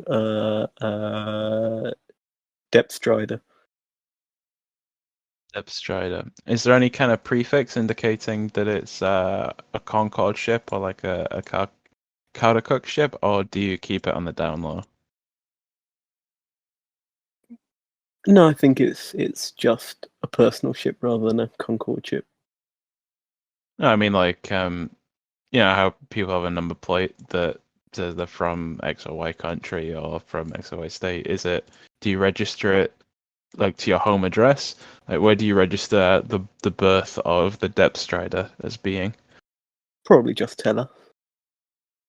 The TTGI station. Yeah, Oh, the TTGS yeah. station. Okay, cool. If you want a permanent parking space, that's also going to cost you Howl, but you can just rock up and try to get one every time you come to the station. Yeah, anyway, right, so let's swap scenes. You all shuttle yourselves onto the Depth Strider. As you check around the inside, it is currently trashed. There are panels missing from walls. There's places where seats definitely should be that there are not. There's a sparking electrical cables. And as you go to the pilot's console, put in your command codes that Alan gave you, there's definitely some flashing warnings about engine maintenance being 300 days overdue, coolant levels being low, and various other issues with this minivan that you've purchased.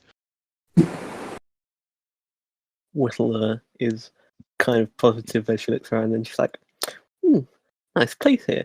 It'll be even better once we get it flooded. The biggest warning that you have is on a side console that's also in like the bridge area, where it would be a targeting array and a weapons loadout, but there's currently no weapon installed, and it's flashing a warning at you saying you've got no offensive capability. Rectify this as soon as possible.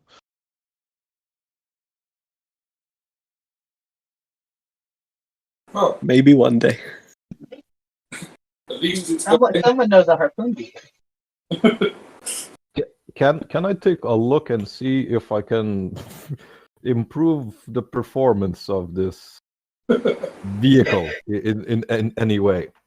I'm gonna try look a little bit difficult to see if any warnings might actually end up being important in any way, but mostly I'm just looking to speed this thing up. Definitely, I don't think you can. If it comes to a role about being faster, then you can definitely provide an asset with your knowledge of propulsion systems. Okie dokie. But yeah, I don't think right now, looking around, I don't think you have either the equipment or the time to be able to do any kind of permanent upgrade work to the depth shredder. Okay, that makes sense. Oh, I guess one more question.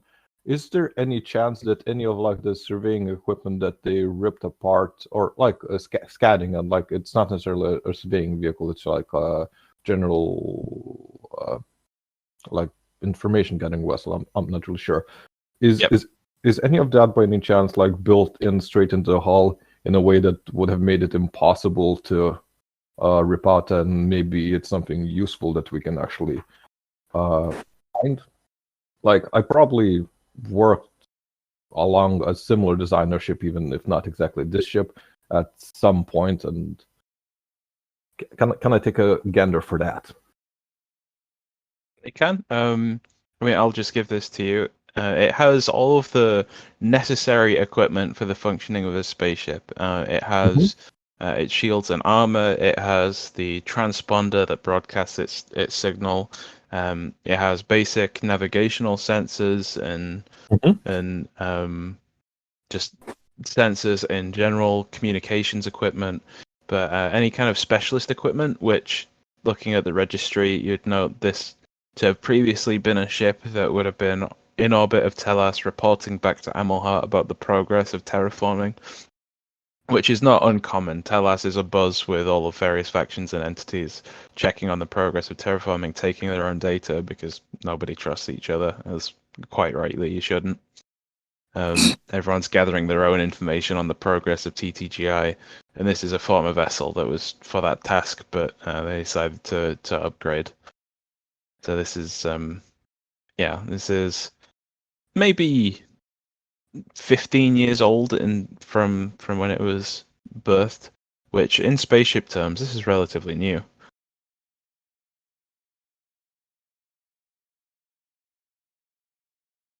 Yeah, that all makes sense. So I guess my earlier question still stands, whether there's like some of like that long range scanning stuff is maybe miraculously still in, or maybe there's like an off chance that somehow they forgot to scrub the hard drives entirely. Super unlikely of this thing, and maybe there's something borderline relevant to the area that we're going into, because we're going to a ruins area, and I'm pretty sure Amelhart would want scans of that. But I'm not. How are you checking for this? Messing. I guess I would know where a console or something for the surveying equipment would have been or is, and if there is one, I'm messing with that. If there isn't one, I don't think I have gear or anything like that to improvise something like that, but I'll probably get something like that in the future. Sure. Okay. I mean, like the ports from spaceship to spaceship are all non-standard. There's no like sector-wide USB. This is all Amelhart equipment, but you definitely have on your survey equipment, and in general, people tend to have these. You have some kind of adapter that lets you plug into the computer systems, and I think you can give me a difficulty 5 intellect roll to try and look for any residual data / information / remnants of the survey equipment. And I give him an asset with hack the impossible. You certainly can. And, Spend your 3 intellect points. it feels like someone else should be doing this robot, right? Can I use perception as an asset, So the Can I- way that or like something of my I have a whole baby of investigatory abilities. I'm not sure if they apply here or not. So, just to give you an overview of how reducing difficulty of rolls works, you Sure. can make you can ease a task twice from your skills, and you Yep. can ease a task twice from your equipment, which help from someone else is classed as an equipment. Anything else, like basically anything that isn't a skill, counts as what we call an asset, which you can have up to 2 of those on a roll, and then you can reduce with effort. So there's Right, 3 ways okay. to reduce difficulty on a roll. Okay, so two assets, two skills, and as many efforts as you have. Yes, correct. Yeah. Okie dokie. I'd like to do perception on finding or noticing small details. Does that fly? For my Sure, 2 that skills. definitely helps. Yeah. If you want, I can help there. Yeah, I'd love an additional asset. Okay, so that's intellect, I guess. So you what- have 2 from assets. You have 1 from your skills. You're reducing with anything else? Can I pop 2 skills, because I have 2 skills that are like I have perception and I have finding or noticing small details as a different skill. I think perception is more looking around and noticing things. This is more you're plugged into the computer system, looking Yeah, for something specific. Yeah, that's fine then. So I have 2 assets. I have 1 skill. What was the starting difficulty? The starting difficulty was 5, 5. So that's which is described as even trained people often fail, which I think is appropriate for this. yeah. So it goes down to 2, correct? Correct. Yep. Which, as we're seeing, is still failable somehow. Thank you for that. Yeah. Boys in a row. Okie dokie. So that's 2, and I am gonna spend an effort for that. That's gonna be 2 intellect. Success. Cinch, Bloodwin, and Fidey, you can all take. You all gain a Cypher from Ooh. the data that you recover from this ship. You all gain. Amelhart telemetry. Is the name of the cipher, which I'll pop it in roll 20. Amelhart telemetry. And the effect is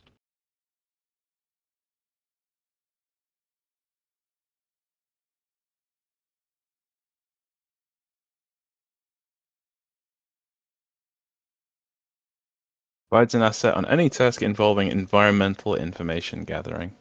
So if you are detailing an atmosphere, if you are examining flora or fauna, anything involving finding information about an environment, this can provide an asset. And when you use a cipher as an asset, it can go over the typical cap for equipment help. Sweet. Yeah.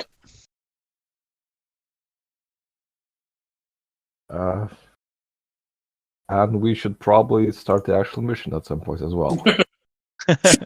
Well, this is typically how it goes. The first half tends to be downtime messing about on the station, and then we tend to get into it.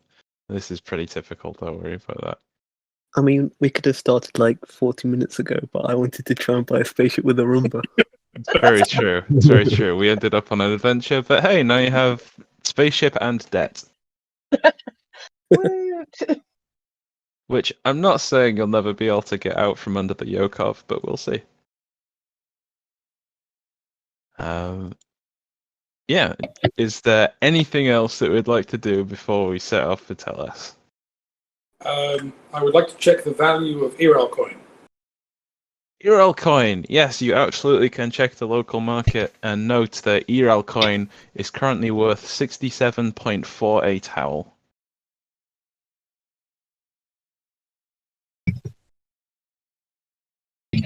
The burgeoning crypto market, for anyone unaware, Eral coin is the cryptocurrency for previously mentioned mining company Mineral. Sorry, what was that conversion there? 65? 67 howl. 67.48 hour. Yeah. There was some stuff after the decimal, but it didn't really matter for your purposes, given you still have like 0.01 howl. 0.67 of a howl currently in Eral coin. It'll go to the moon eventually. Just keep holding.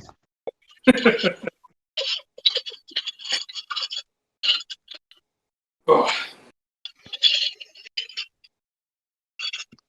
Cool. Whittle, are you piloting your new spacecraft? So, I don't know that she actually knows how to pilot. Mm-hmm. This is an issue that I foresaw potentially. I've watched, oh god, other character from different sessions do this enough times. Let's go. Leofrich? Yeah, I've watched Leofrich do this enough times. Yeah, sure, go for it. I'm just gonna desperately look for something that kind of looks like a seatbelt. Tie yourself to the wall. Pretty much. Like all of a sudden, 100 hell didn't seem so bad for a proper transport. Well, I suppose Whittle will at least try something to at least start learning how, because she is trained in learning new things. Sure. It's going to be a difficulty 3 roll to disengage from TTGI to correctly the protocols that you're supposed to have all of the fuel that you're supposed to have to just in general. We'll bundle all of that into a difficulty 3 speed roll. Help with my own learning skill? I don't think so. I think Whittle's in this one by themselves. Success! Woof! That's on the edge. Yeah, I think. Crash. I think as you're pulling away from the station, just as you're about to snap it, you notice out one of the windows there's a fuel line stretched taut between you and the station, and it's clamped onto your ship and clamped onto the station. And just as you're about to snap it in two, you go, "Oop, that could have been really bad," and hit a button, and it disconnects. You can set off for the big orb of Telas that's underneath you. Excellent. Yeah. The ride of your spaceship, it's surprisingly okay. You rumble and you judder and some things spark in the back. It's not all that comfortable for anyone not in the pilot seat. But once you level out and you get going, the rumble of the engines dims a little bit. And you settle in for the smooth transit to Telas, which is a short jaunt. It's maybe 35 minutes to get to the edge of atmosphere. And you have the information from Wolf, the location that Mineral Team 12 went in via. Well, I suppose we head there then. Please don't Yeah, make cool. landing that hard. Well, now that you've said it, difficulty 9 to... no, I'm joking. Yeah.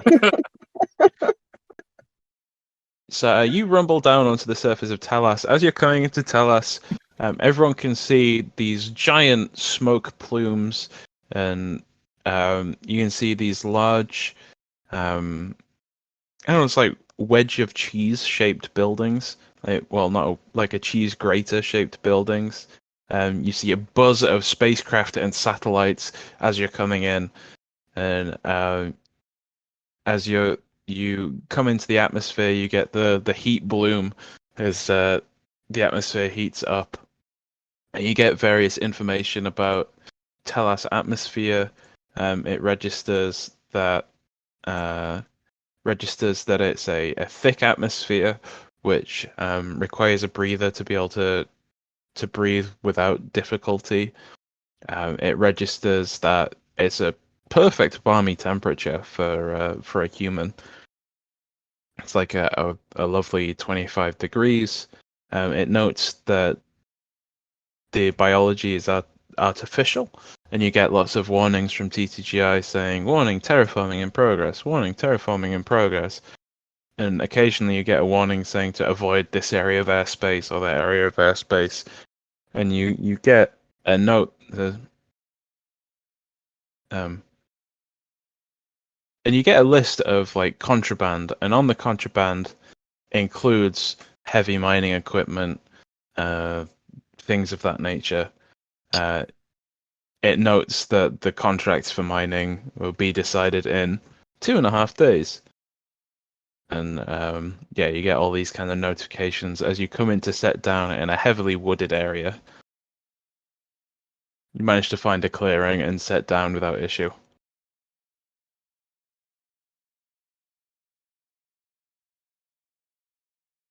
Excellent. And yeah, what would you like to do next? I'll probably go find the entrance where the glittering 12 went in. If you'll find them. Yep, anyone with an electronic device can get like a GPS, Google Maps, Apple Maps style path to the entrance point for Mineral Team 12. Perfect. Whittle will change into her environment suit and recommend anyone with one to do the same. I'll pop on my breather and pull out my digital tool and pull up, Space Google. I breathe in really deep. Atmosphere is cloyingly thick in your lungs. Like, it feels like you're trying to breathe soup. I Bloody will reach into into their backpack, pull out a spare environment suit, and go, "You sure you don't want to wear this?" Oh, what size are you, by the way? This isn't an in-character question, but what size are you? Normal human sized. Not normal human size. Yeah. Okay. Exactly average human size, right? Like, Perfectly average. if you collated all of the humans that have ever existed, Bloodwyn is the perfect anatomical example of the average. Oh, so it's gonna be a little bit loose on me. I mean, it's a one size fits all environment suit, so it was loose on Bloodwyn. Yeah, but thank you very much. I'll gladly accept this thing that will make me not suffer.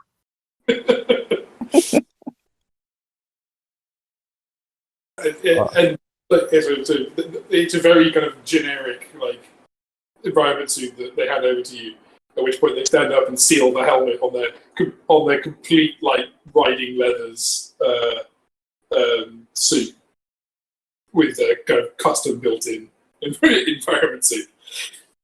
Yeah, that's great. And all my equipment's spec for this, but getting it all off and putting the environment suit back on and recalibrating everything afterwards is a little bit of a thing. But yeah, I do that, and I guess I'm prepped. It's all of you stood.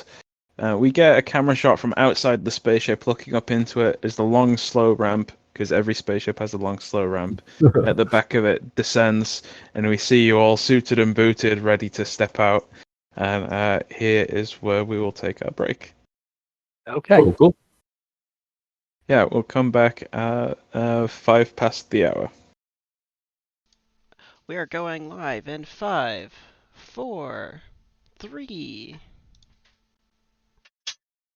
Welcome to Beacon Broadcast Tonight. I'm your host, Lupus. And I'm Xavier. Welcome to the nightly news syndicated across the sector. Tonight I'm coming to you live from the BBTV Honesty, where I sit waiting for interstellar transit towards the frontiers where the Starlight Court Knights have reported the first signs of detection in their ongoing quest for their homeworld. And other news tonight. Special correspondent Captain Trilby has visited the TTGI station apartment to deliver information on a recently uncovered pre-glitch weapon system. A full report will hit the net in a few days. However, in non-station related news, our popular report Chaz Gusto Prime is out on assignment detailing the 3 new worlds the Children of the Vein recently discovered. Trey Grin will be filling in this month. The Ogumala Syndicate has begun advertising for their upcoming AutomaCon 372nd extravaganza. Aspiring engineers and inventors are encouraged to make their way to Nueva Cuauhtémoc or potentially Gome, as the final location of this event has yet to be decided. Reporters from our affiliate station, Beacon Space Today, have been busy this month following up on the Supreme Court judgment regarding the appointment of Aetherling Senwin to the Assembly. A full report later in this broadcast.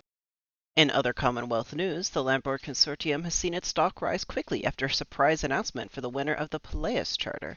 It's a good thing my investment strategy supports them now, isn't it, Calbrick? Well, I suppose you have better investment advisors than me. I was hoping the Harmony Haulers would receive the award, but I guess 4 in a row was too much to ask. I suppose so. Nevertheless, our top story tonight is Lupus Calbrick's increasing investigation into the Penumbra network and reported free agent activity. Some of the most recent community reports to roll across my desk include Conundrum in Dacia, as increased communication activity floods the vital sector. Do you need a holiday? The luxury cruise ship Teleria was spotted in Sector Northeast, following the recent exploration of Ascent ships in the area, viewing the sites of exotic locations such as recently discovered Planet Z. And finally, an assembled Commonwealth travel advisory exists for high transit routes between Sector Centre and the Asta system. BBTV Tonight with Xavier Stortis and Lupa Calbrecht continues after a word from our sponsor, the Concord of Mutual Disdain's Cuisine Consortium. Tired of eating the same old food? Come to Kartakook and experience our delectable cuisine. Most of our amazing dishes don't handle interstellar transport and can only be enjoyed planet-side. Like our swirl boiled bread, a rich dense loaf made of coral and seaweed.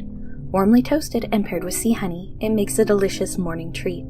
While coated with coralillo, it serves as a tasty appetizer or delightful snack. Or try the Kartakook Medley, a mouth-watering entree traditionally made with a variety of fresh seafood that's cooked under the starlight, glazed with sea honey, and served piping hot in a crab shell.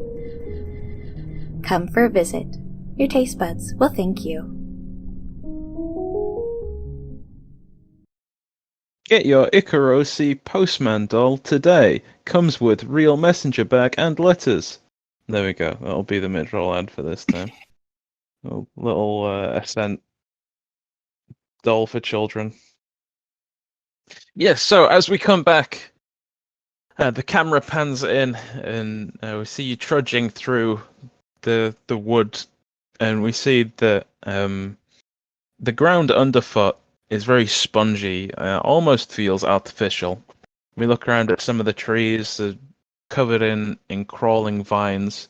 We see that some of the trees, well, all of the biosphere here is implanted. You all recognize some elements from your home environments, unless you're from an area with no biosphere, like Cinch being from an asteroid belt. I don't think you recognize any of the particularly, but anyone who grew up with a biosphere will probably recognize some tree or wildlife or small bush that reminds you of something from home. We notice that some of the trees have crawling metallic vines along them, and as you look, they are, rather than being biological, they are fiber optic cables with broadcasting equipment, and some appear to have like weather vanes, things such as that as you come along. And as you're walking along, following the ping from your equipment, you stumble across a clearing. You see a large hole in the ground. As you look into it, the sides of the hole are machined and ridged. Looks like a corrugated tube along the inside. It's a gentle, maybe 45, 30-degree angle down into the earth. It's around 12 feet in diameter. Yeah, that's what you see.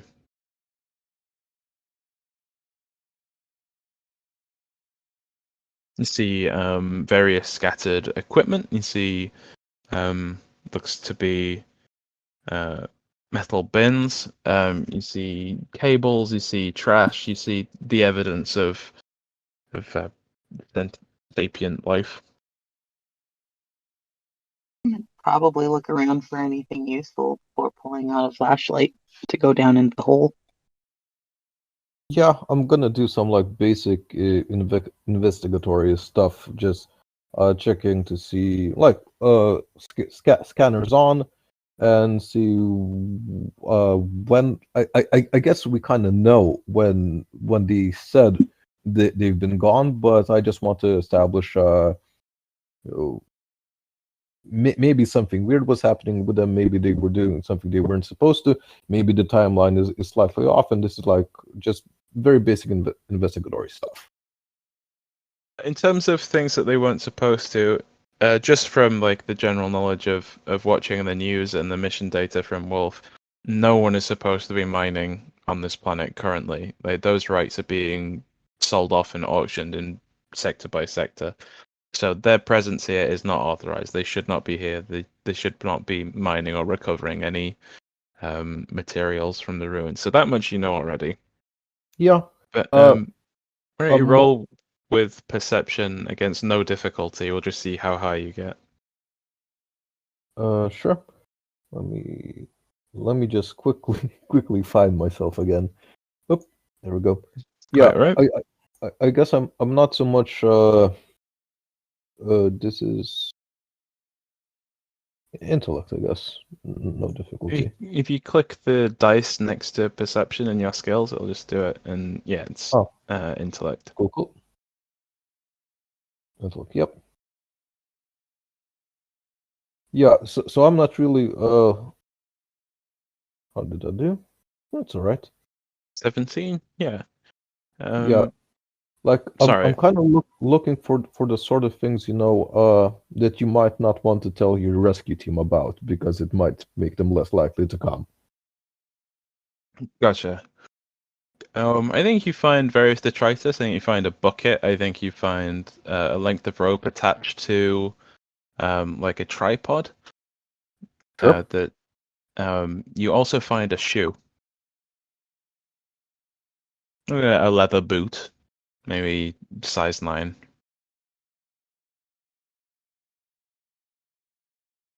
Okay.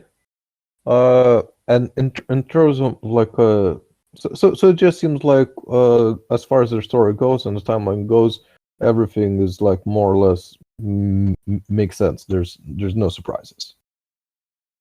I don't see anything that particularly shocks you apart from maybe someone left their shoe behind.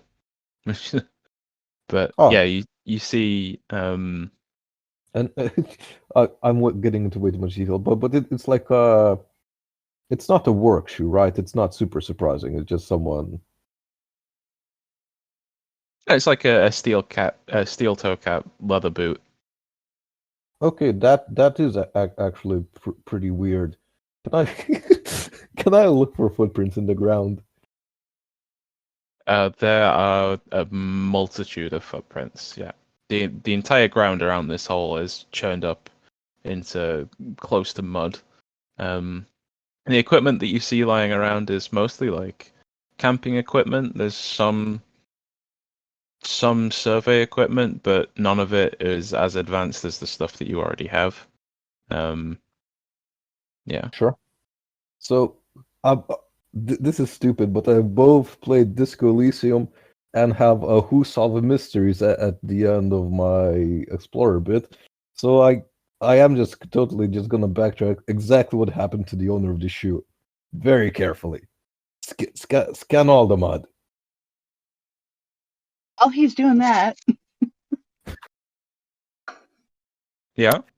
I'm just gonna, start poking around and head into the cave entrance. Or the whole entrance, I guess. You're gonna start walking down. Yeah. Okay. Cool. I would like to take that bucket that was mentioned. I can trade it for a horrorcross later. I want to be Sure. there for that one. I want to see if it works. So a small bucket could hold probably 2 liters of liquid. It's made of some metallic alloy. You'd probably guess at it being magnetic. Would Well, my not inherently magnetic, as in things would magnetize to it. It's got some iron content. Excellent.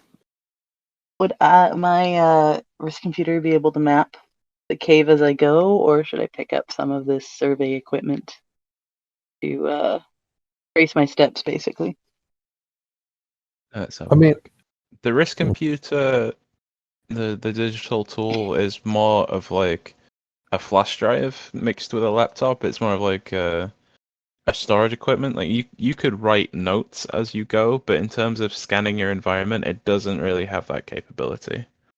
All right. Is there like a small scanner that can map as we go amongst the equipment?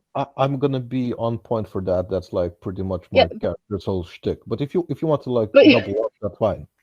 You're playing in the mud. I'm going into the hole. Yeah, fair enough. Like, The information that you can store from your wrist computer is like the cellular / Wi-Fi data strength, and like get a GPS ping of where you are. Like, it'll track that, but that's about it. Sinch mentioned looking for a torch or something earlier, and Whit will pull her torch out of her bag. oh no, I've got a flashlight. I was thinking Yeah, more looking for like. Cinch has a light. Well, now we have two. But was there any like small sort of scanning device that we can take with us as a backup to the more advanced? I happen to have one. I Oh, don't hey. think, like, across the equipment of the miners, I don't think you find any portable survey equipment. I think they would have taken that with them. You find like computer consoles, or Okay. the equivalent of where you'd plug in a laptop, and yeah, it's like several meters tall rectangle equipment that like That I am not echolocates carrying. into the ground.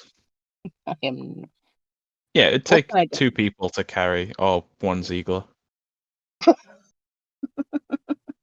Strap it to his suit. Can I download any information onto my computer from those consoles? I don't think you. I mean, you can. Do you plug in? Yeah. Yeah, you plug in, and the information that you receive is pretty much 1-to-1 with the information that Wolf already gave you. Okay. Go into the hole. Who's coming with me? Yeah. I mean- kind of like step down in the direction of the hole and seeing that we're going underground. Is there lighting in there? In this entrance, no. Okay. I guess. We'll just roll you down the cave on your heelys there. I guess Robin takes the chance to turn on the night vision goggles then. Sure, you Well- turn on your night vision goggles, and you're blinded by the torches of Cinch and Whittle as you look around. That's not how night vision works. Sure. Yeah, Their points of light are incredibly bright upon your night vision. Okay. I hadn't realised there were torches involved, in which case I won't turn the night vision on. Me and It's up Whittle- to you. me You and can Whittle still have- have it on. So what happened to the owner of the shoe? Yeah, give me intellect roll difficulty 3. Yeah, I'm gonna perception and finding and noticing small details on that. I think both apply in this case. Yeah. I'm just gonna do it raw. Do I have survey equipment? It might actually help. I'm gonna be like, essentially what I'm doing is like tracking the shoe size, more or less, specifically You're to trying the to shoe. track the footprints of this specific shoe. Yeah. Yeah. No effort. Let's go.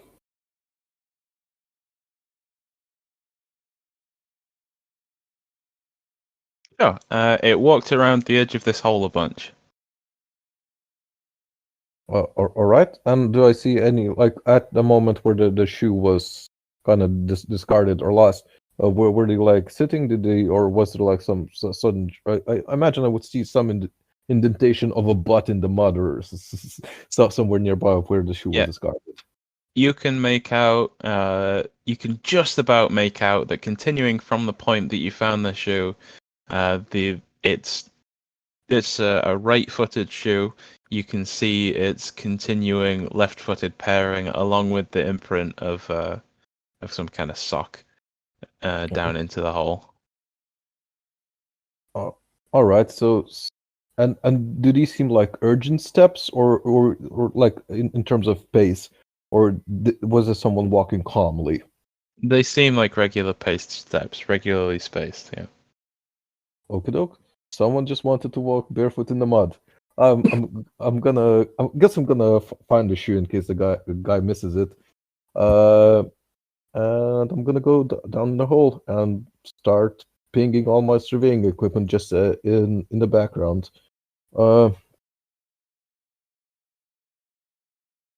Yeah. I'm gonna be doing that in the background for a bit.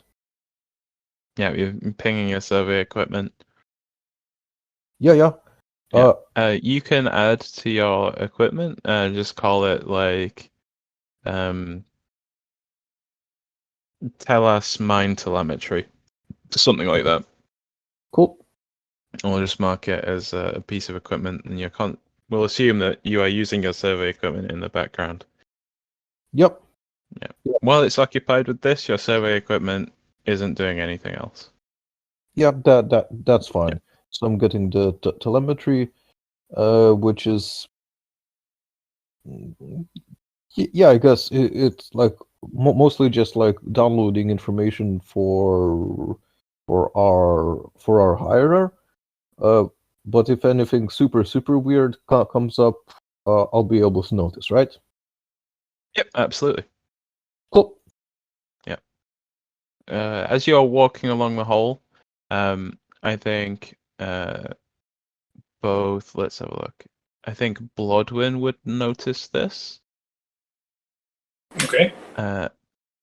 One of your books was one of your books geology, or am I making that up? That's mine. Oh, No, Whittle.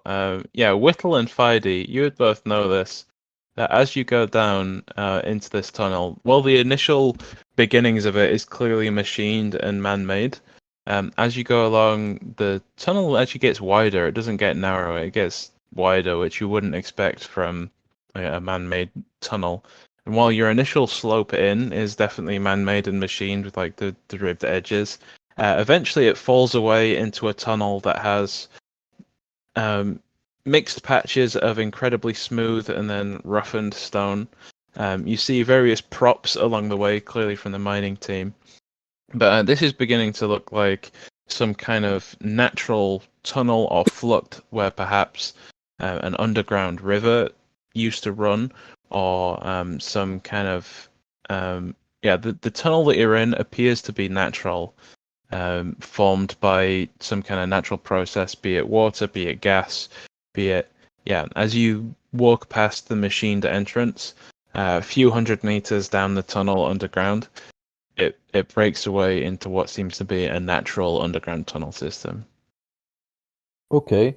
And because it might matter, and because this is kind of my thing, and is it water, or is it a liquid, or is it gas that formed this? I guess I'm asking mostly because I think it might be related to some sort of underground hazard that we might need to look out for. I think you can easily speculate that at various times it was both. At some point it was an underground river, and then it became an escape for gases. You see familiar structures, like crystalline structures in rock of extreme temperature, but you also see stratifications in the rock of when it was much, much colder. So you can read kind of like the rings of a tree in the rock structure around you. You can see that at one point it was liquid, maybe an underground river, and then the water or whatever liquid it was boiled away and left a flume for gases. Okay, that makes a lot of sense. And in terms of timeline, is this like ancient, or is this likely caused by terraforming, or by the miners' intervention? This is all several hundred years old, you'd guess, looking at the rock. Like the most recent stratas of rock would be above you, and this is all at least centuries old. Century or centuries old, yeah. Yeah, great. And it seems stable enough, right? Yep, seems stable enough. Hasn't collapsed, although you do see there are artificial props that have been put in along the way just in case. If you have the time to sit down and do carbon dating of the layers of rock that you see, you could probably get exact figures, but that would take some time. Yep. Maybe when we got the miners out, I'm just like I'm gonna relay. Well, structure seems solid enough. Doubt it was a cave-in. Yes, the initial report said it was collapsing infrastructure, not necessarily the cave itself. Kind of wish it was a cave-in. Know a lot more about that than like alien shifting mazes. Would be interesting to see one though. I'm just gonna go with I'm happy it's not a cave-in, because more cave-ins can happen. I'm just going to point out that something moved, and underground that might cause a cave-in. Not helpful. Yeah, I guess we continue onwards. Oh, Sean.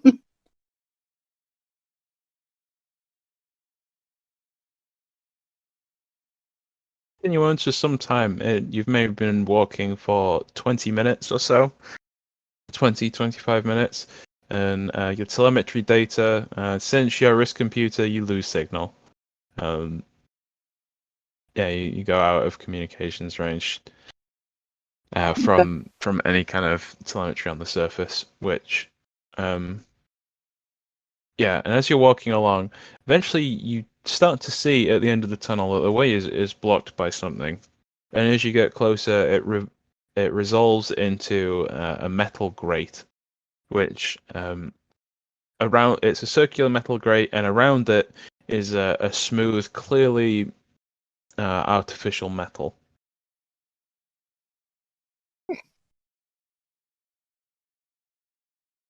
Totally taking a picture of that. Yeah, Just both like a real one and then one of those stupid selfies. Hashtag illegal mining. yes, I don't think you can quite mine a grate, even though I've tried. As you get closer, you can see that the edges of the grate look like the edges of a manhole cover. It's like recessed, and just behind the grate, it appears in the smooth continuing metal circle onwards past the gate, you can see that it expands out into some kind of square lit room. Like you can see light beyond it, and through in between the grate and where it expands out into the room, you can see grooves in the wall.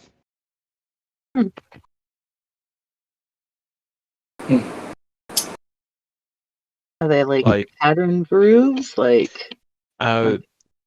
Any of you would probably be able to speculate, especially you, Cinch, having lived on a space station, that this is where some kind of fan or air conditioning would have been. Okay. So it's okay. So it'd be probably where, if this was some kind of underground city, that'd probably be where they brought atmosphere in from the outside or filtered it. And you can definitely see, as you get closer and closer, you can definitely see some muddy handprints around the grate. Okay. Okay, well. Can we open it?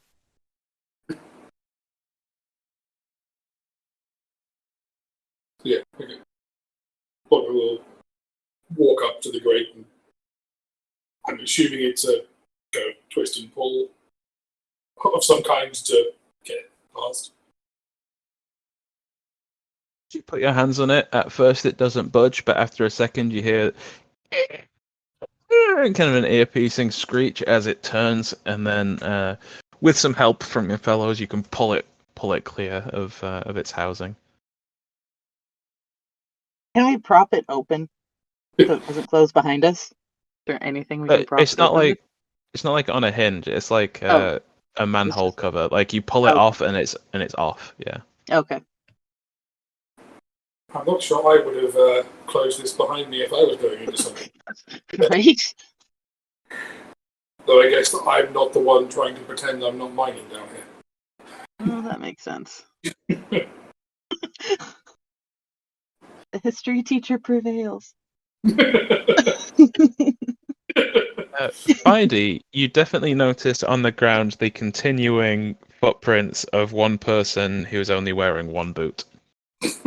Yep. Take 'em. Keeping a close eye on that. Mm-hmm. This is where we find out that it's this person's fault, and it's all because of a cleaning robot inside this thing. Tracking dirt. Yeah, so Well, great. It's clear.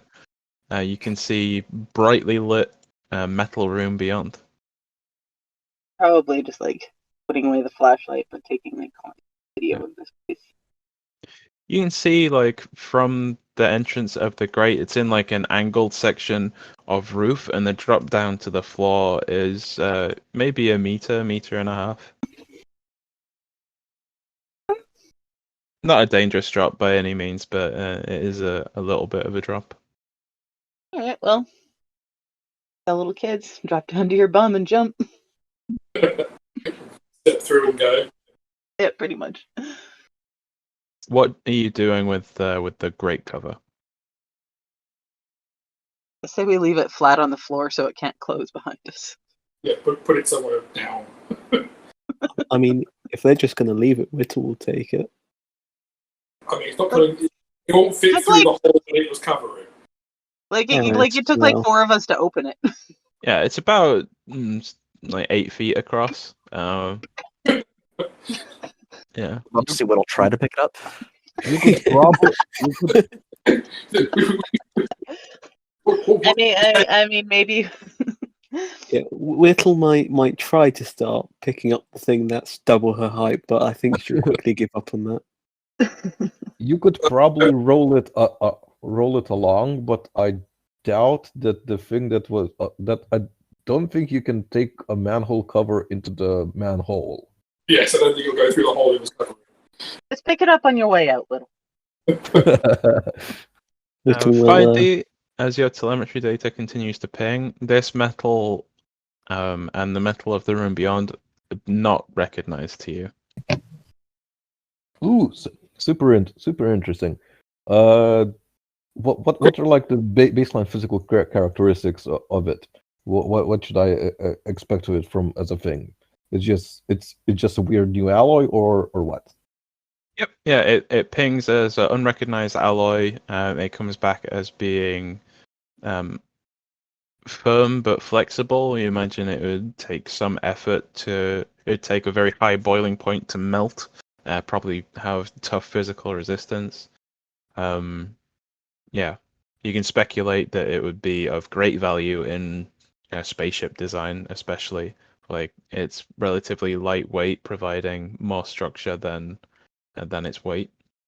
Like especially if you like hold the grate, it is far lighter than an equivalent material that you would be familiar with would be.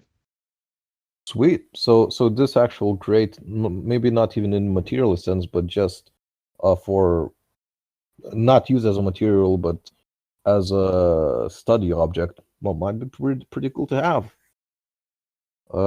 Probably not the manhole cover though. Yeah. So yeah, we seem to not stumble across. We've been invited to something ancient and pretty cool. Like, and I kicked the metal at that. Like, I guess we examine the brightly lit room that we find ourselves in. Is it Slide just down into the room. yep. Cool. So as you all pop down into the room, this is what you see. You slide into the room. You are over here. I'll put your tokens in a second. You see what looks to be some kind of metro station. You may have encountered this kind of public transport before. You may have not. Let me put you in. Yeah, you all appear in over here.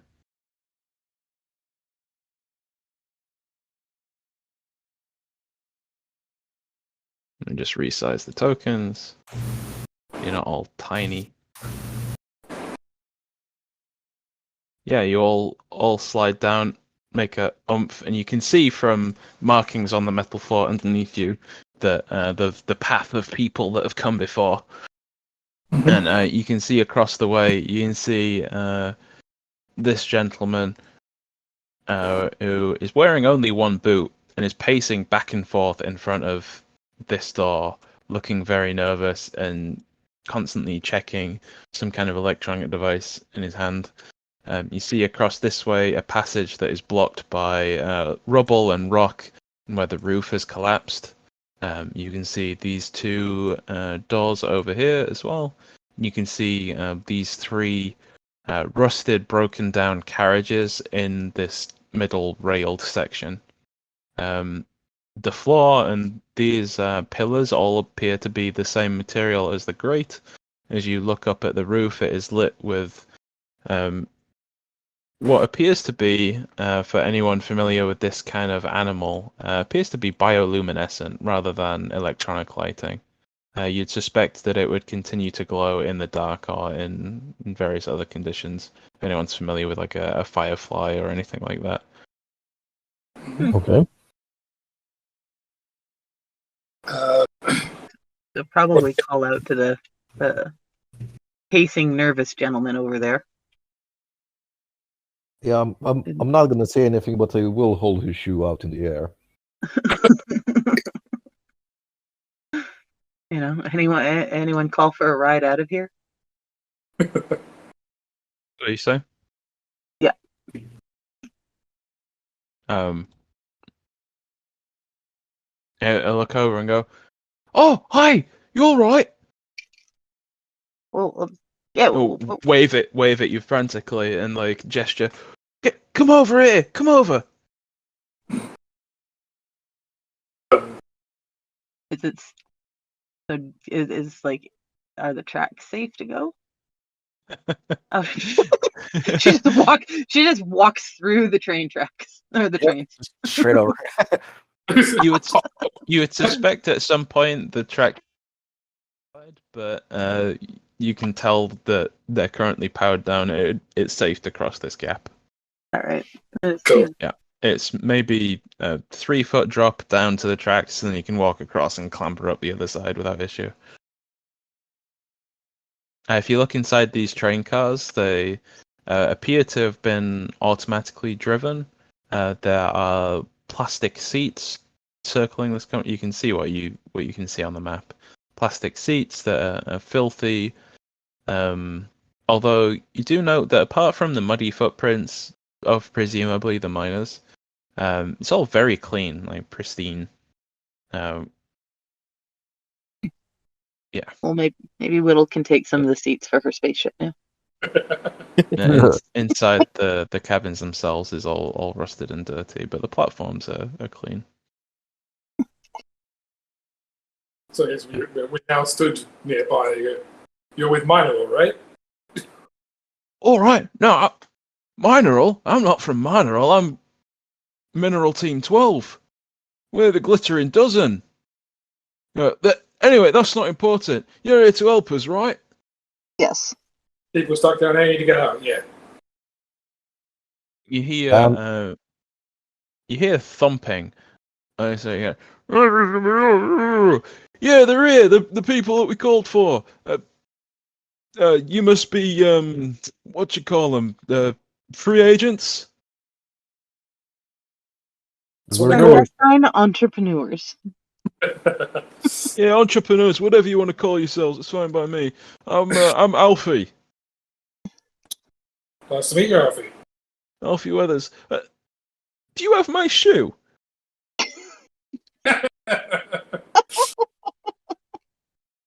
Here you go. I've got to hop on one foot, look down, you see his sock is absolutely caked with mud, and he thought, they all thought they were being funny, taking it off me and throwing it back up out the hole, but honestly, you know how it is, lads being lads. Hey. Seems to have saved you a bit of a hassle. How long? This was like a fairly urgent call, right? This guy hasn't just been hanging out for a month without a shoe in front of a door, right? They've been stuck in there for about 13 hours. I had to use the bathroom. So looking at the door, is it electronic lock? Is it like something you need lockpicks for? Like, what kind of lock is it? If it weren't for it being very slightly recessed into the wall, you wouldn't even know that a door was there. It is smooth, it is seamless. You can't see a handle or a lock, or even like if you didn't have Alfie here telling you that this had opened, it would appear to have never have opened. It looks like a section of recessed wall. The same weird material as the rest of it. Interesting. Yeah. All right. You will note as you looked across that these doors do not appear to be closed in the same fashion. So how did these guys open that door? You asking me, or are you asking Alfie a question? I'm asking Alfie how these guys opened that door. Well, it was open when we arrived, and then they all start going in there. I'm about to step through, and clang! Shuts behind us. Lucky you were a bit slow behind them, though, isn't it? Yeah, well, on account of the no shoe, I had the last laugh.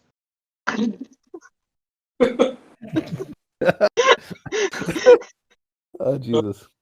I like this guy. I think I know this guy. Well, it was funny initially, but then when we couldn't get it open, everyone started to get a bit panicky, you know? I walked up as far as I could back up the tunnel and put a message out, and then I came back down here trying to get them out, but I haven't been able to find a way to do it. I think it's like a purposeful trap. Look up the... All right. I know that they're a lot and they play pranks on me all the time, but we're still all friends. I look up the station platform to where Kate is near one of the open doors and goes, see anything interesting up there? That's a good question. What's in these doors? let me get the correct tool. Looking through this door, you see that it looks like the same kind of recessed, but there's a split in the middle. It's like a sliding door. You see the edges where the doors would close. And then in here you see these go up to the ceiling. You can't actually see the top of them. A big like humming energy stacks that appear to be dormant currently. Like you've seen similar on spaceships, and they're clearly some kind of power source. Same thing in this one here. Yeah, you have a look along, and honestly, this tool. There you go. You see a computer console. Ooh, shiny. Nice. Yes. See if I She's can't- not trapped in there now, is she? You step past the door. Yes. No, you're not trapped in there. Oh, It clangs shut behind you. No, not yet. ... Yeah, if you tap on the computer console, it's in a language that you do not understand, and you have. It's not even like where we see a language you don't understand, but it's still in the Arabic alphabet or like Cyrillic, or it's just you don't even recognize the letters or the symbols. You've not seen anything like it before. Ooh. Can Yeah. I try to decipher it with Decipher? literally my decipher? You well, as you all walk away, Alfie's like, "Oi, where are you all going? We're having a conversation. Oi!" we're gonna find a way to open that door. Yeah, I found a computer. Maybe if we can figure out how to use it, we can get the door open. Mm-hmm. Yeah, Alfie doesn't hear you, given you. It's just gonna start poking I'm random just gonna like buttons. shout it back at him. It gives you a thumbs up. It's like gives you a thumbs up. Like, all right, I'll be here, I guess. I'm gonna just start poking buttons. He's like, well, bad idea. Can I just like see what can I see you do my decipher skill and see if I can figure out what it says? Well, I'm kind of hoping I Or- can use this here. 6 minutes. The benefit of being a madman. Beep, boop, boop, boop, beep, beep, beep, beep, beep, boop, boop. As you press various buttons, the color of the screens changes, but not much else. Yeah, Congratulations, you're in the settings menu. yeah, I made it pink. Yeah, you can absolutely find a button that turns all of the screens to pink instead of yellow. That's much better. Whittle will stay and talk to Alfie. Alfie is like maybe 5'6", is looking down on you a little, goes, "You don't look like the usual type." What do you mean by the usual type? Well, well, not to be insulting or anything, but I was expecting, like people with guns. Well, are you in a situation needing people with guns? Well, not necessarily. I don't want you to shoot me around. I'm just saying, normally, just free agents on the news, it's always being all spies and shooting and drama and explosions, like you see on movies. Well, hopefully we'll get to that still. I mean, you know what they say about TV. They always put all the dramatic stuff on. You never see all the boring stuff, do you? They don't send all the boring times that lawyers are talking to clients. They only send it when, they show all the exciting court cases and stuff like that. I try to tell myself that, because whenever I look at my ex's pictures on social media, I'm always like, oh, she's having the best time of her life, but I know that she's secretly miserable. Oh god. Oh Like god. I'm just gonna like roll my eyes if I overhear that one. It's like, yep, she is. Oh god. We were together like 3 years, and I see her running around with this new bloke, always happy. They're always off in some sunny jaunt or another. And I'm like, when we were together, we were happy with a pot noodle, you know, like. Yep. Oh god, the problem, I know this person. I know this person. By the way, how long has it been since you discovered this whole place then? Oh, we've been here a few days. We've been mostly we were machining out that first hole. We were scanning underground. We found. I'm sure you saw the duct up there that looks like it used to be air conditioning, but you know I used to install air conditioning as it happens. But as we come down, we finally found this entrance, pulled off the grate, and we're like, right, fantastic. We'll pop in here and have a proper look around next day. And like we dropped down, had a quick look, and we're like, yeah, we'll come back tomorrow, start, yanking up the floor tiles, because this stuff, liquid gold, worth its weight in gold, more than gold. Gold ain't that valuable. We're going to haul it back up, take a few bins of material back up, and then be like, once they announce the contract, sell it as if we'd been down here. But, we couldn't tell anybody, and yeah, go on, they've been here maybe a week or so, but yesterday they managed to break through, and then today was their first day down exploring this actual section, and they ended up trapped about 13 hours ago. Did you put the grate back? Yeah, the grate. Yeah, we put it back in case anyone scanned down. I don't know if they'd be able to have scanners that powerful, but we're hoping it'd ping off the gate. Faraday cage, something like that. Just checking, it'd be a bit more worrying if someone had put it back there without you noticing. Yeah, that would be incredibly disturbing and creepy, yeah. Oh, God. So, this pile of rubble, did you put it here or did you find it? Oh, we presume that it points up at the ceiling, and the circular grate that you came through, there's various ones along, but most of them are covered by rock. We assumed that one of them finally, through stress or whatever, finally broke. It looks to be mostly rock and wiring and stuff like that from inside the ceiling. We haven't been able to get past it, and I doubt there's anything of value. Maybe there's more maintenance tunnels, but who knows? Is there in the rubble, is there a piece of pocket-sized metal of this rare metal? There definitely is, yeah. Yeah, I'm gonna pocket one. I'm gonna take it to someone who's interested in reproducing it rather than just the raw material itself. Yeah, you can absolutely get a pocket-sized chunk of I was about to say Shindalian metal, but I think that's too much of a meme. Tell us ruin metal. Tell us ruin metal. Cool. Yeah. Whittle will. Noises. Whittle will also grab a piece, but further try and investigate the rubble pile. Since there's parts of the same metal, are there parts of kind of examining the? You said there was rock and other things, so seeing the variety of things in there.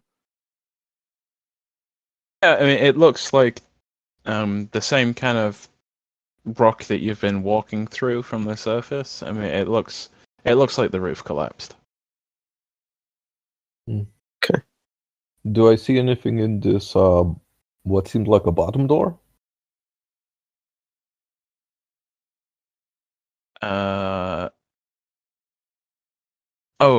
I just haven't revealed that area very well. Hang on. I see where you're coming from. Yeah, I just got there, so no worries. Yeah. Oh no, that's just hidden it more. Darkness The wall spreads, comes it out consumes half an us inch. all. The walls are Is that revealed it? No, that is again just. more and more. The The darkness darkness is is enveloping taking you. over. What have you done? There you go. Finally. Cool. Yeah. This is the door. Yeah, currently slid shut. Yeah, again, it looks to be, if you didn't know otherwise, it would appear to be part of the wall just recessed slightly. It's entirely smooth. You don't see any hinges or other opening mechanism. Okay. So both of the bottom doors are closed, right? There's only Yeah. there's only one door at the bottom. Oh, There's this one. Oh, Yeah. it's that one. So there, Yeah. yeah, there was an indentation, but there wasn't the door. Yeah, fine. Okay. I'm gonna power down my telemetry, like passive telemetry stuff, and I'd like to do a more thorough scan of like around the door, see if there's like any life signs, or if there's also in terms of kind of a subsurface scan, so long as this metal gives it all, to see how it functions, if I can. While you're doing that, we'll cut back up to the group at the top, which, Sure. Kate, as you're tapping between the buttons, you definitely get a really strong urge that one in particular you should press. I'm gonna press it then. Yeah, you press it, and what pops up is recognizable to you, although you don't know how you know this. It pops up to you, and you somehow instinctively know that this is the login screen. You've managed to decipher the way to. You've been able to work out that this is restricted in some way, and you've managed to find your way to the area in which you'd input details to be accessed, although you still don't understand the symbols or know how you know that. Fair enough. Anybody good get- with ancient languages? No. Yeah.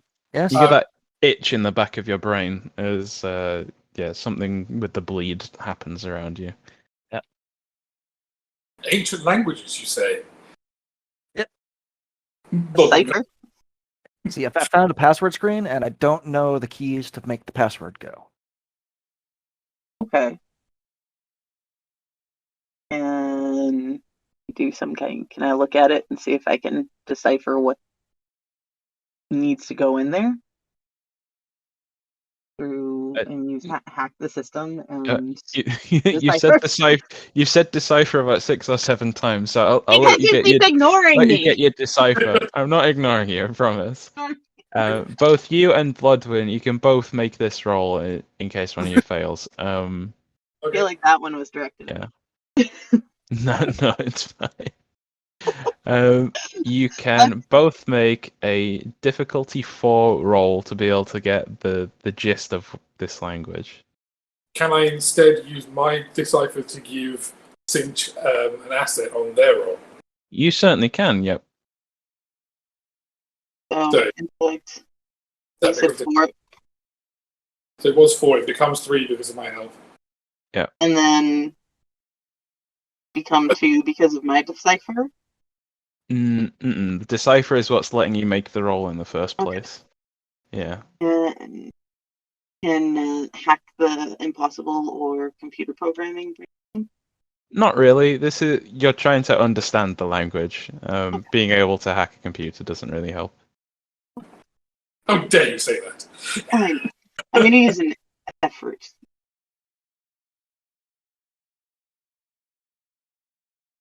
Sure. Spend your 3 intellect points. You did. And success. Since you still don't understand the individual symbols, but something about the grouping and your experience with trying to decipher and understand languages you don't know, you're able to put together that this section here is probably, as you tap around between the screens, that this section is consistent, so it's probably the name of the system or the organization or some kind of logo, and you're able to put together this grouping of symbols is probably this, and you kind of get a very general understanding of perhaps what each section is. And yeah, you're able to confirm, looking at it, the screen that Kate has found has a place where you would enter symbols as some kind of password. You're able to have a vague grasp of the language, and you're able to share this with Bloodwin as well. Excellent. Yeah. And actually, now that you've managed to have a look at that, as you look around, you start to, if you look around outside the door, you notice that the carriages, using context clues from the carriages, you can definitely work out some portion of their numbering system, whatever this language is. Each of the carriages is symbols that are slightly altered in a way that you would guess to be sequential numbers. You're able to note that there is a name or some kind of symbology on various panels that's probably the name of whatever this station was. Just from context clues. You can't read exactly what, but yeah, you get a general gist. Excellent. Any way I can use that knowledge to log in somehow? Well, I'll let you think about that as we come back down to the group with Alfie. As Alfie's going, yeah, he took her to Eliositis the other day. They both got matching cosmetic surgeries. I'm like, babe, I was gonna do that with you. Honestly, we were both gonna go get hair extensions, and then because At this point, I definitely have my headphones on again. is talking to Whittle. It's like, can you believe it? They both got matching upper all muscle surgery to get even stronger. I mean, I understand, it's expensive. We were saving up for it. Honestly, there's only so much money in installing air conditioning before I signed on with this outfit. And honestly, I swear, she so ungrateful. The amount of stuff I sacrificed everything for her, and then she just goes and leaves me. I don't. And you can make a difficulty 6 roll for me, please. 5D intellect. Alrighty, Yeah. let's take a look. You can definitely get 1 help from your survey equipment. Yeah, I'm just taking a look. Perception, finding or noticing. This isn't small details, I guess, but identifying object. This is kind of what I'm doing. So Definitely identifying objects, and I think finding or noticing small details would also apply. So you can only have 2 from skills. Yep, that's fine. So I'll take those 2. I don't think I want Imohart telemetry for this yet. We'll just roll intellect. It was 4 so we'll just take standard. It was difficulty 6, so it comes down to difficulty. 4. Okay, so it comes down to difficulty 3 with your survey equipment with your 2 skills. Oh yeah, 3. Yeah. Okay. This is still like I think a 60% chance even if I push. Is there any way I can If you apply an effort, it goes down to difficulty 2, which would mean target number 6. Yeah. Could I help with my own identifier? Yeah, I can definitely like pull out a panel that would show like all the scan data in an approachable form as well. Like a lot of it is just gonna be like infrared or just like zooming through different wavelengths and such and seeing what pings back. And you might just have like a different set of eyes that would make it easier for you to notice things than I do. I also have my. Are you helping? Do you ignore Alfie to help? Yeah, I definitely. You just let him talk to empty air. Okay, yeah, you can definitely help. Then it's down to difficulty 2. Then if you spent an effort, that would be difficulty 1.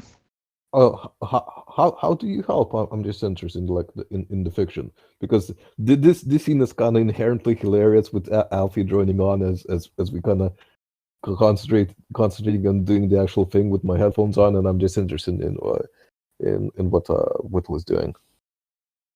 Yeah, Whittle's kind of like examining the metal from a like crafter's perspective, kind of like tapping a finger on like the metal, like seeing how it's kind of like melded together, the like construction of exactly how like the doors are like inlaid so that they're so almost unable to be seen, and like examining the crease between the door and the wall itself. Cool. I think like on the little screen that I have in front of me, there's like you can see little ripples of where you tap at, like as it switches between like different scanning modes as well. Okay, so I'm rolling at 2. I am gonna put effort to roll. And I hope I succeeded. Yeah. I think as you're looking closer, you can detect inside the right-hand edges of the door that internally there is some magnetic catches that are what is holding the door shut. Oh, okie dokie. Yeah, like a loop and then a hook where the hook is through the loop and it's being pulled down through the loop by a magnet, and if the magnet releases, presumably the hook would retract on some kind of spring or hinge mechanism. So internally it's like it's like a gate latch. 2 gate latches internal to the door. Right. So feasibly, if we could turn off this magnet latch, we can just then force the door open. You could definitely theorize that if the magnet latch opened, then the door would just open of its own accord. It's being held in by the hooks. Yeah. Cool. So we've got a plan B. Sadly, we don't have enough explosives for plan B. So Or a giant magnet would probably do it as well. yeah. So I guess I'm gonna walk over to like politely nod to Alfie. Oh, not walk over. I'm gonna roll over to the other team and like inform them of like the make of the door. There's just like there's a magnetic latch, and if we power it down in some way, it should just open up. We don't necessarily we could like there's a material thing as well. You've all heard it. When I made it for her, she said that she didn't like apple crumble. But then, I tell you what, just 4 days ago, on their photo feed, comes up, apple crumble, yum, thanks to Bay. Honestly, I used to be Bay, right? And I made her apple crumble, and she said that she didn't like apples. Like, she lying to me or lying to him? Yeah. I just need to like give this guy a hug. I guess this is the point where Bodrin and Cinch are going to like try and hack the computer. Now we know how it works, or we can guess the language at least. As you walk away, Friday, you definitely hear like thump, thump, thump. Alfie, shut up! From beyond the door. Yeah. If we can hear that, I think Whit will then try and take the effort to like, since that was actually like kind of decipherable, to kind of like knock back and be like, what can you see in there? It's pitch black. Pitch black. She will try to like. It probably won't work, but she'll try to like flash the light under the door. Yeah, there's no the machining is perfect. There's no seams that would let light through.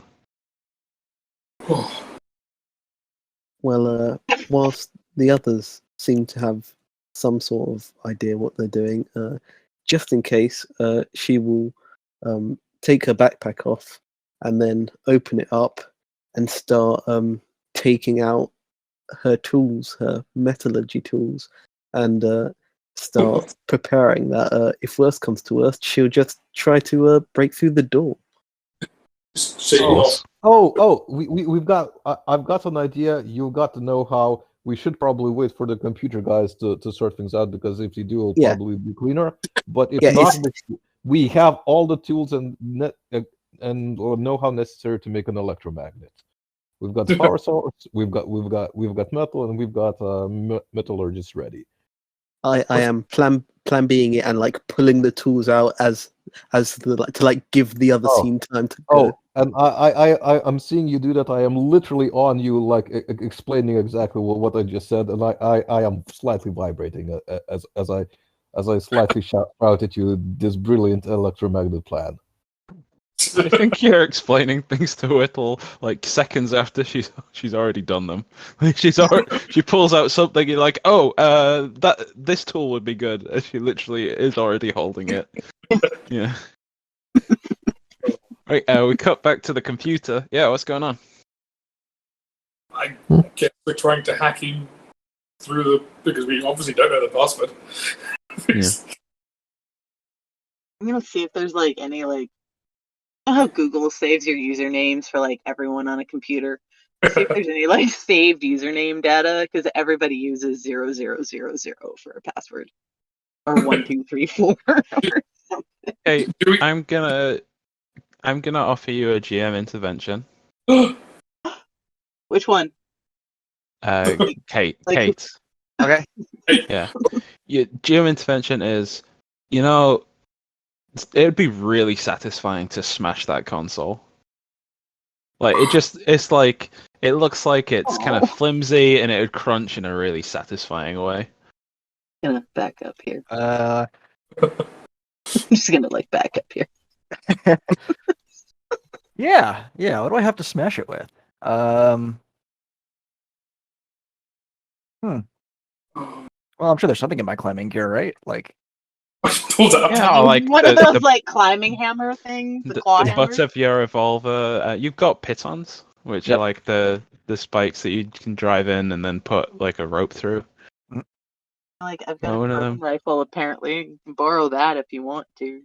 she'll Just pull let out me sneak out. You know, I'm the just gonna, spike like, and the hammer and just like put it right up on the screen and go, smash.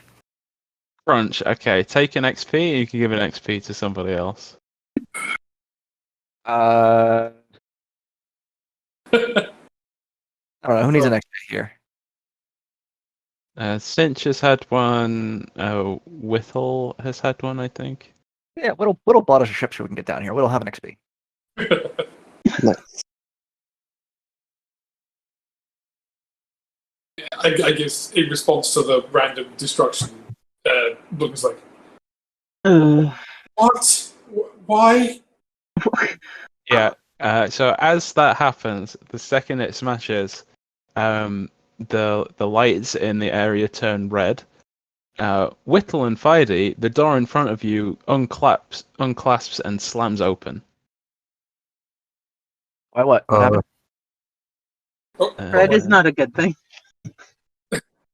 So, The darkness The envelops us. darkness is continue.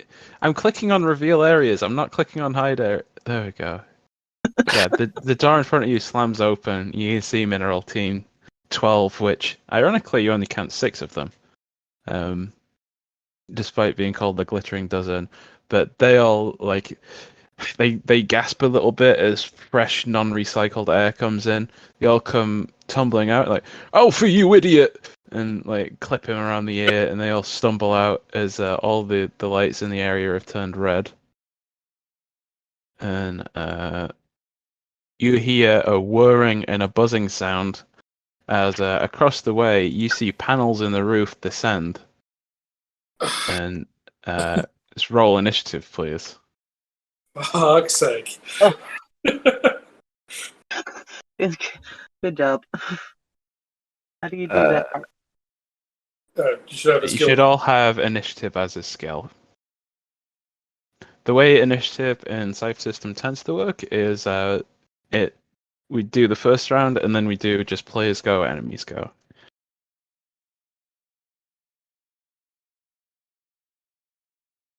So, and For having 19, an inability in 14. initiative, I've rolled a 19 both times I've done it.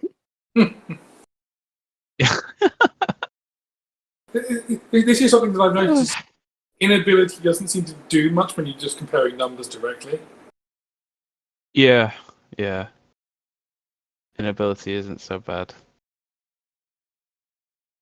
I do it right. Yeah, I'm probably not doing that right thinking about it, but that's okay. We've come this far doing it this way. I'll have a look at a different time.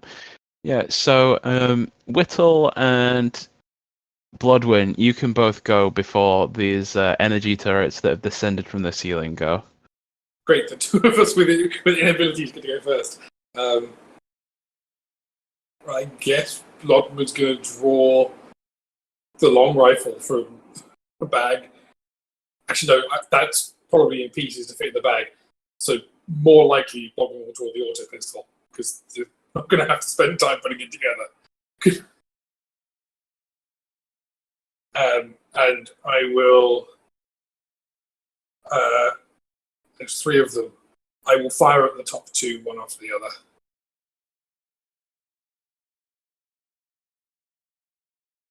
You're firing twice?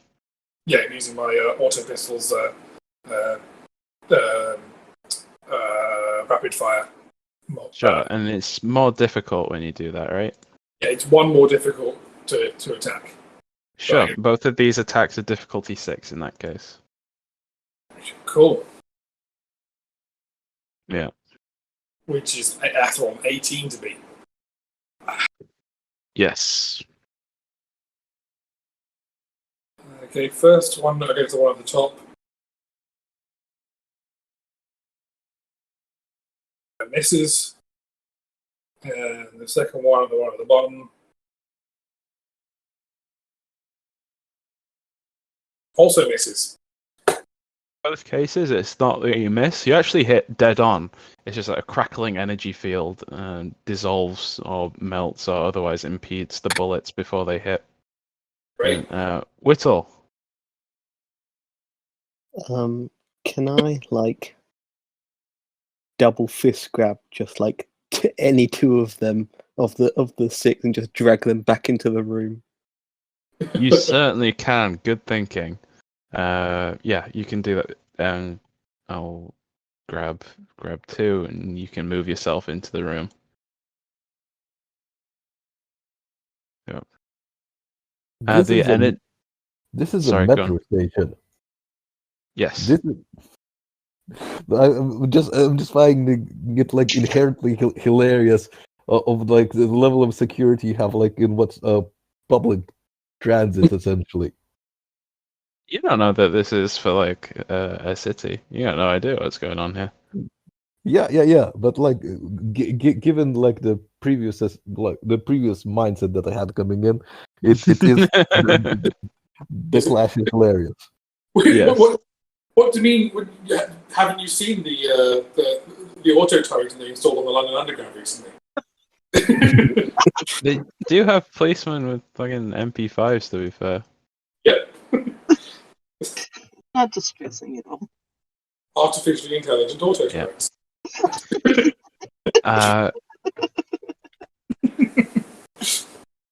Kate, can you make a difficulty 5 speed defense for me, please?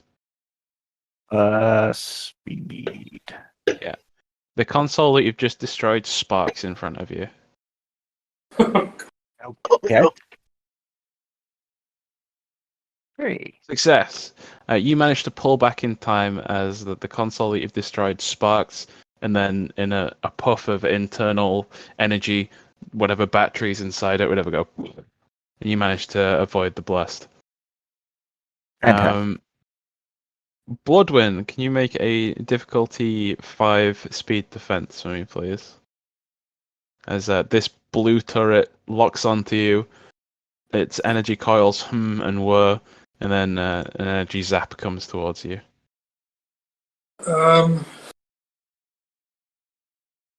Sure.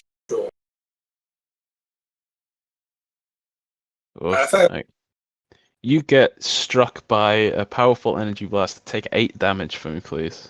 Oh! Armor, so that is mean.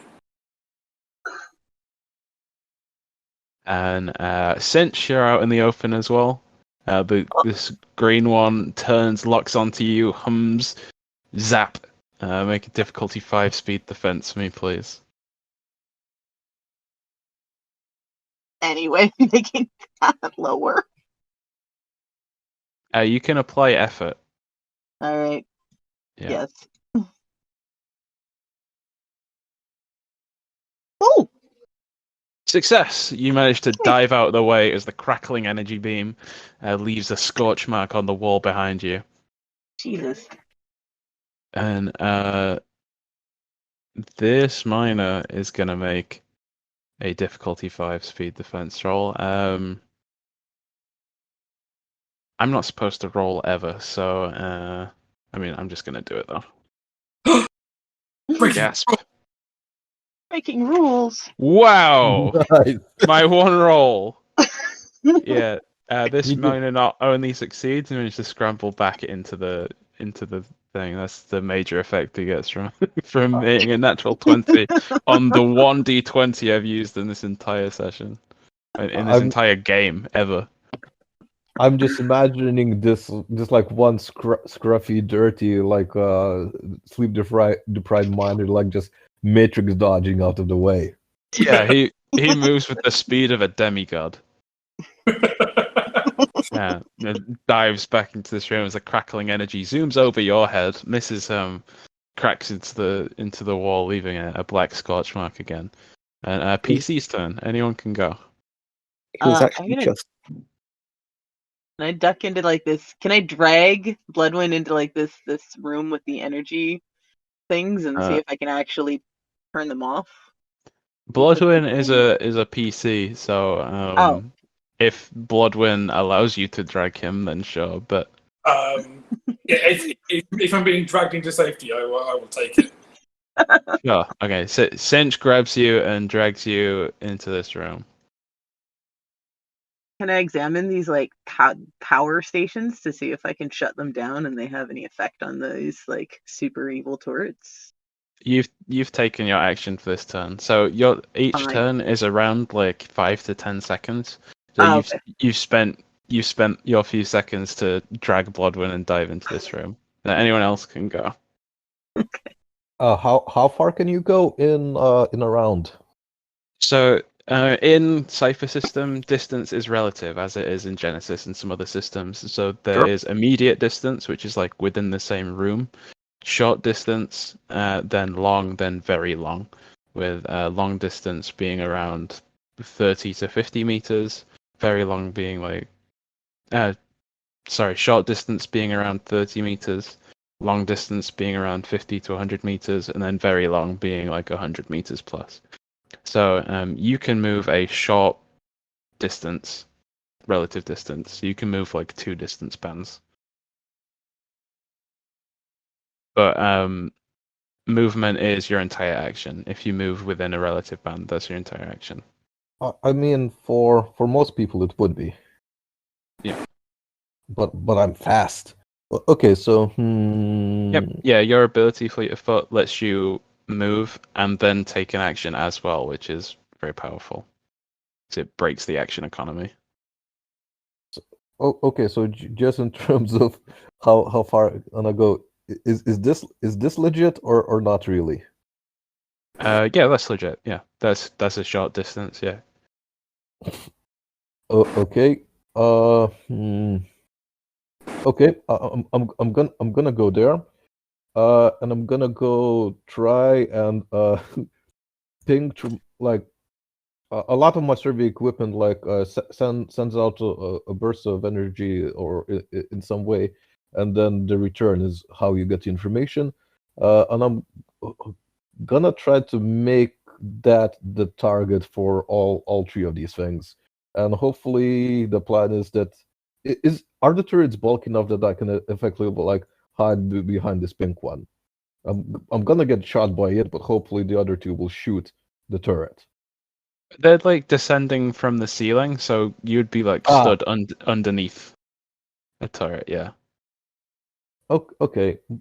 Is it that would make it more difficult to do this plan, but is it feasible at all to make the other 2 targets this one? So the way that this would manifest is I would make Yep. it. I would give you, if you were trying to like hide yourself as your action, I would give you cover when you were being shot at, which would mean it is 1 step harder for them to shoot you if you're in cover. I'm not really looking for cover. I guess I'm specifically try. Maybe that's too much. I'm specifically trying to get the 2 to target this turret, and that's beyond possibilities, is what you're saying.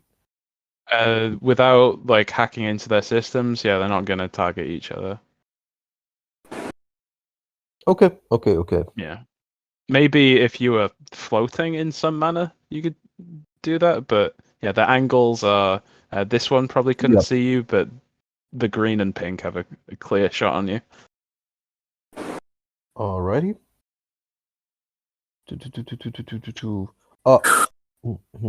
Jesus. Yeah, I think I'm probably not gonna do that. I'm gonna pull Yeah, with a more information, you can you can take back what you've done because you didn't have the information.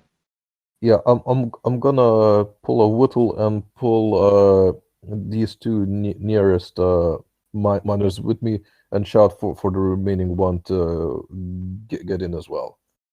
And So the that, remaining one is definitely Alfie saying, "Oh, this is bloody typical. Honestly, I bet if my ex was here, what she would say is, Alfie, you're always getting yourself into trouble. Where? She's always talking about this. Honestly."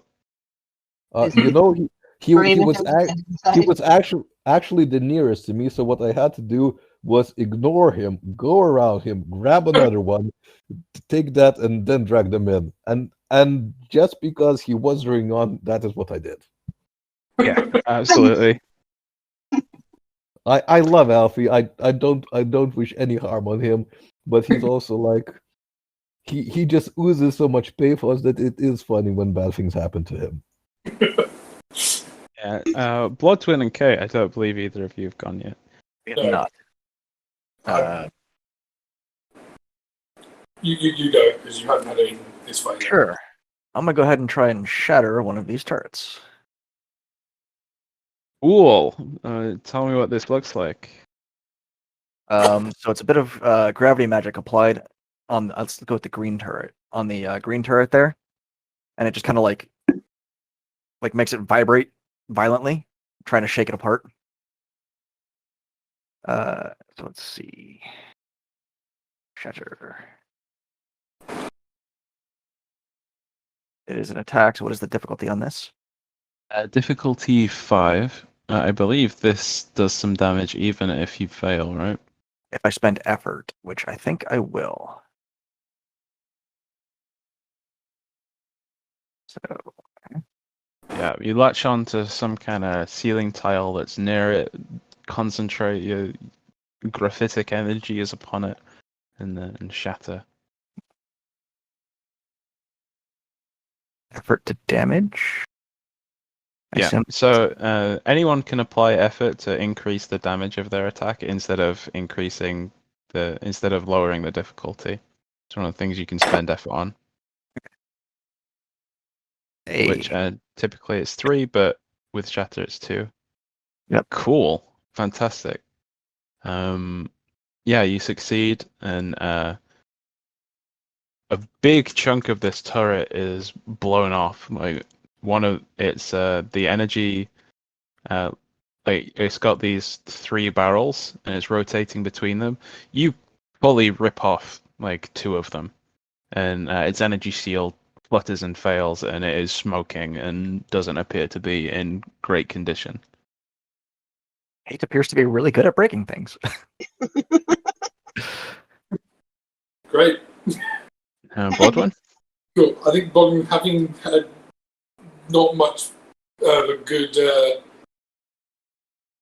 result with the gun, drops that back into the satchel and pops open the wrist computer and will attempt to hack the blue one to shoot at the pink one.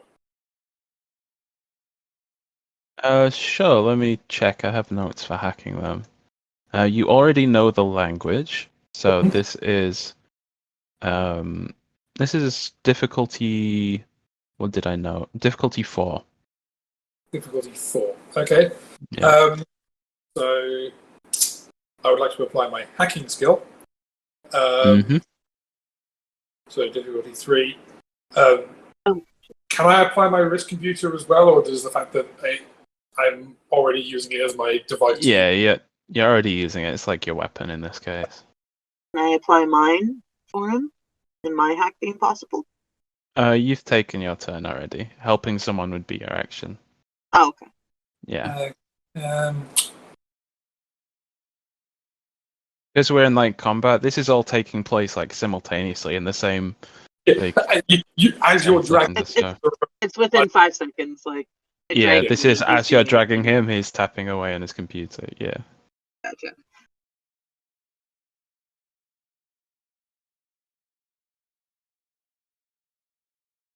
yeah.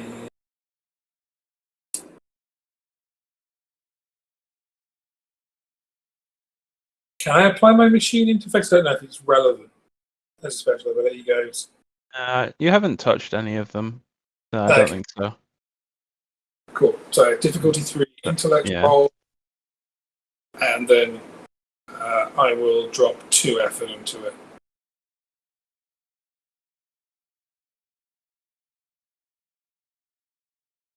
Good, because if I didn't, I failed.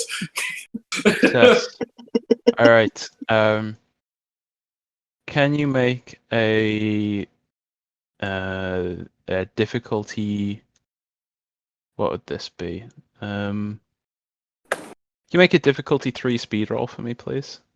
Difficulty 3 speed. Okay. Yeah.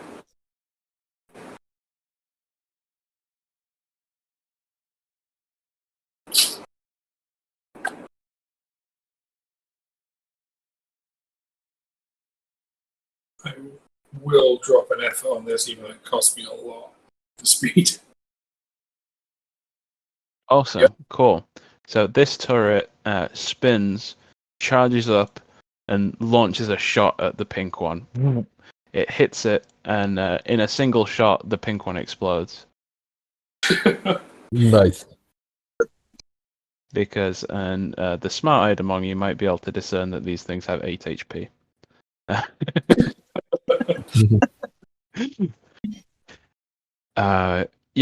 The blue turret takes its turn, takes a shot at the pink one, which explodes. The damaged green one, using its kind of threat perception, we get a shot in the TV show of its camera brain as it looks over Alfie, scans him, threat level, and it goes into negative numbers. It gets confused. Like this is more of a harm to itself than the turret. And it swings back up to target Kate, and I make a difficulty because you're in cover. So difficulty 4 speed defense roll for me, please.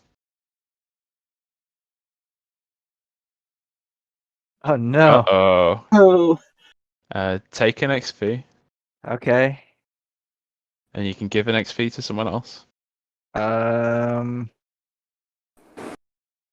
I've forgotten your character's name there. Whitey. Oh, thank you very much. Nice. I'm going to be boring and just take the extra damage. So this does 14 damage. Ooh, ooh, ooh, ooh. That comes up Sorry, on it does 12 damage. Sorry. 12 damage. Yeah, which is 10 reduced by your armor. Okay. Yeah. So you are knocked down to 1 might by this energy shot. Kate just eats it and ends up face planting into the wall here. Yeah. It gets its revenge. Its one remaining turret blasts through, makes a hole in the wall even. Like a chunk of where you shot it from. And blue took its turn and pink is dead. So PC's turn. Do I need to hack again to make blue shoot green, or? You would, yeah. You'd have to hack again. Okay, I think I will. Sure, it would be the same roll, so it would be difficulty 3.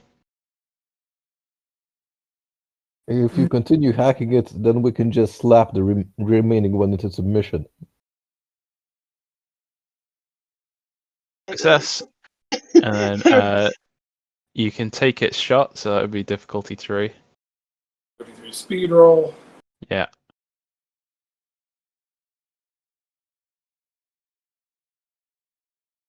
Success. Ooh, kazap. and it blows up another one of its fellows. Cool. And yeah, everyone else gets to do something. Yeah. I didn't get to go again. Oh, I do Between- apologize. But it doesn't really matter because I was just going to do what I'll do anyway, which is since no one else will do it, I'll go and save Alpha. You gotta grab Alfie, pull him back in. Yeah. Yep.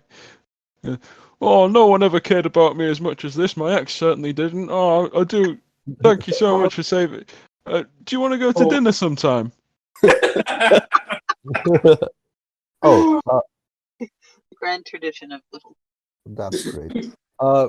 I kind of want to maybe, if there's possibility, create an opportunity for someone else to finish off the turret. Do any of these miners have any satchel charges?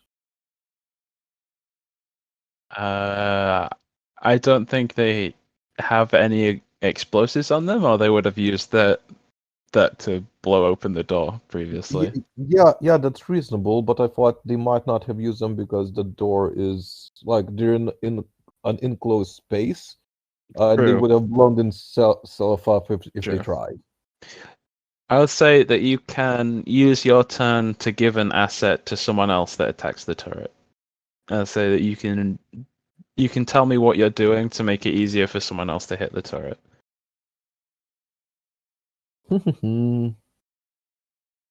It's okay. I need to let's have someone else go. I need to rewire my brain because my whole brain has been occupied with I want to throw an explosive at it, and it's difficult to wind down from that.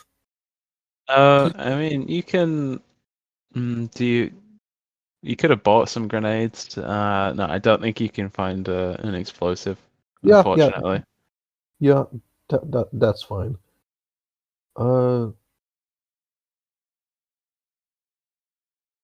Yeah. You could activate a flame retardant wall. You could have an anti-flame force field for some reason. It's technically going to have an explosive, but it's a really high cost.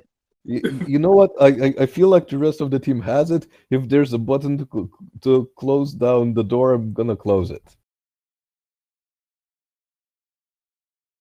Yeah, I think on this side of the wall, it's the same as it was on the outside. There's no visible mechanism to close or open the door. Yeah. Jesus Christ. You can notice in this room, if you spend your turn looking for stuff, I will give you you fiddle with the chunk of alien metal that's in your pocket. Sure. And you notice that there is some kind of mechanism on it that you didn't notice before. And you can gain a Cypher, which if you're at your limit, you'll have to choose whether to pick up this Cypher or drop it for something else, or drop one for it. Which the Cypher you get, its name is Alien Transit Cube. Alien Transit Cube. Okay, Yeah. great. And the effect would be, when electrically stimulated, this chunk of metal expands into a perfect sphere 1 meter in diameter. Oh, I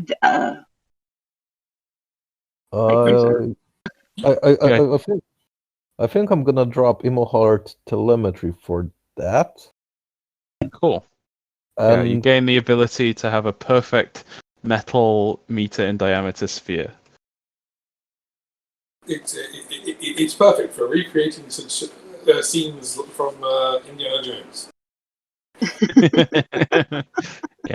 Yeah. Fiddling with the chunk of metal, you through some quirk of nature, you discern that you would be able to do this. Okay. All right. When you have a minute, could you type out the text for me? I imagine there's other things, but yeah. Yeah, absolutely. I will pop that in the chat. Cool. Thank you very much. Alien Transit Cube. Okay, and that's my turn. Cool. Anyone can go. Well, anyone who hasn't gone already. Looking at you, Mr. Hackerman. I went and had the blue one to the green with them, no? Yeah. did. So now can I go and try and Yep, break you into can one go. of these So can I break into one of these electrical consoles and see if they're what powers the turrets to shut them down? Yeah. You like smashing one open, like trying to destroy it?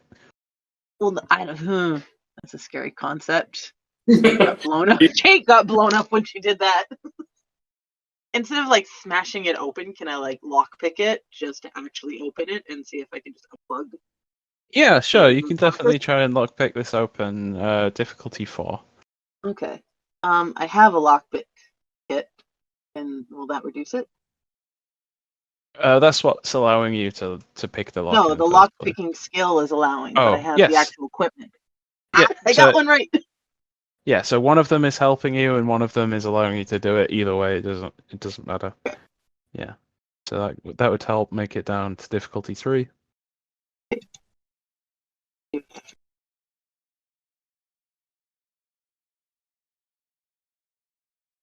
Yay!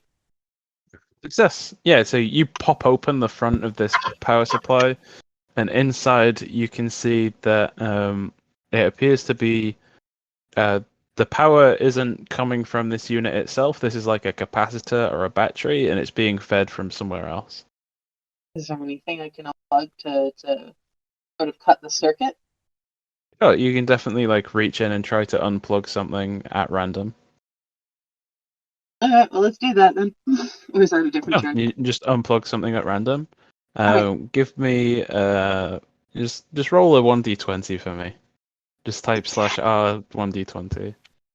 Let's see how lucky you are. Oh, is there space in it? I can't remember. S. Yeah. So I think one of the lights over here turns off. Oh, great. Yeah. You just go. Phew, you just a quarter of the room goes dark. The red Hey, light. I thought those lights were like bioluminescent, not electricity. It's definitely what I told you. Yeah. Yes, it is. Mm-hmm. Why would me unplugging that, affect things that were insects? That's for me to know and you to decipher later. Rude. Kate, I believe you haven't gone yet. Oh, I'll pick myself up and try to shoot back at the turret. Sure, go for it. It's difficulty. You're getting help from Fidey, so this would be difficulty 4. They never set it up as an attack. 1 second. Did I help in any way? Oh, you examined the cube instead. Yeah, difficulty Yeah. 5. Sorry. so it's all right. Difficulty 5. I appreciate the honesty. Oh, it's difficulty 4 because it's a light weapon. It It'd is. be easier for you. You can choose a minor effect or +3 damage from a natural 19. I'll take +3 damage. +3 damage, 5. Not. Yeah. So this thing, you get a clean shot, and like the shot on the green one before, it appears that you hit some kind of internal power cell or energy source, and there's a minor explosion as your light bullet hits just the right spot and blows up a big chunk of this energy turret. Has anyone not had a turn this round? No, but also the turret has taken its turn shooting the other turret. That's true. Back to the top of the order. Any PC can go. Did Whittle get to double up because didn't take a turn last turn, and I think we did a turn this turn, but Yeah. he could get another All one, right. right? Yeah. Whittle, you have 2 turns. Go again. Yeah. You can take 2 actions. I don't know that I can enthrall this turret. You could just take some pot shots. You have a gun. I could. Since I have a double turn, I might as well take a shot. Yeah. Um, Each shot is difficulty 5.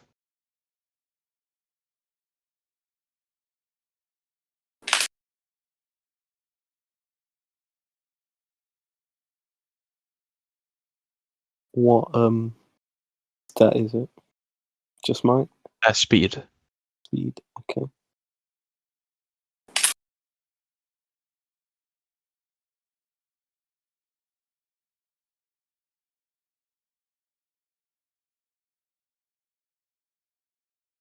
Difficulty 4 because it's a light weapon. Sorry.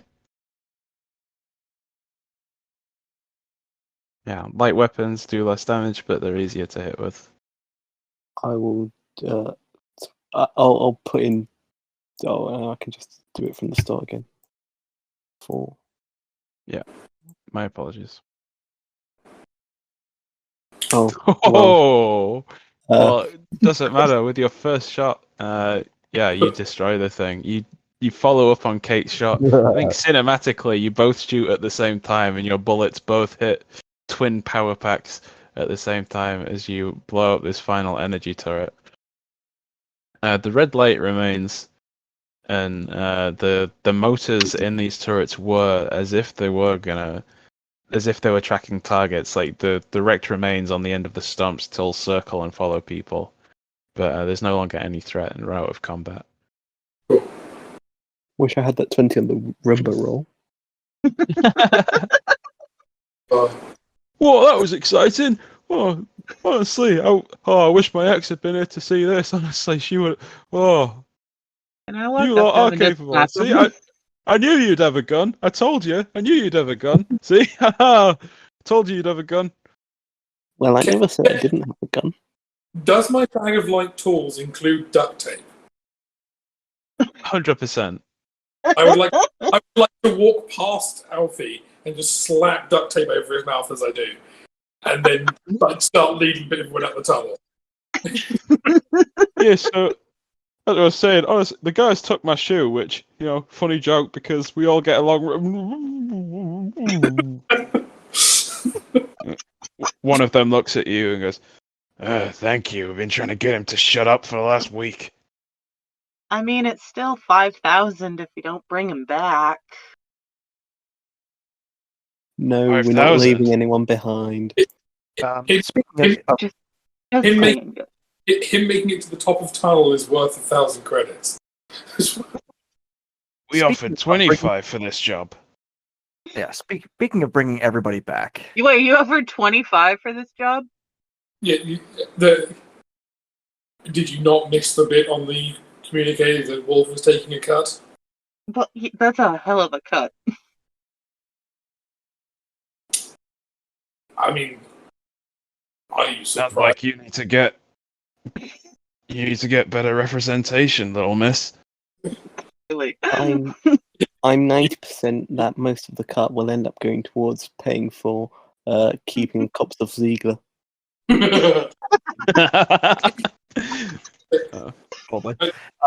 Anyway, like I was saying, before we let you on our ship, we need a copy of all of the data that you collected while you were down here, as part of the requirements from our handler.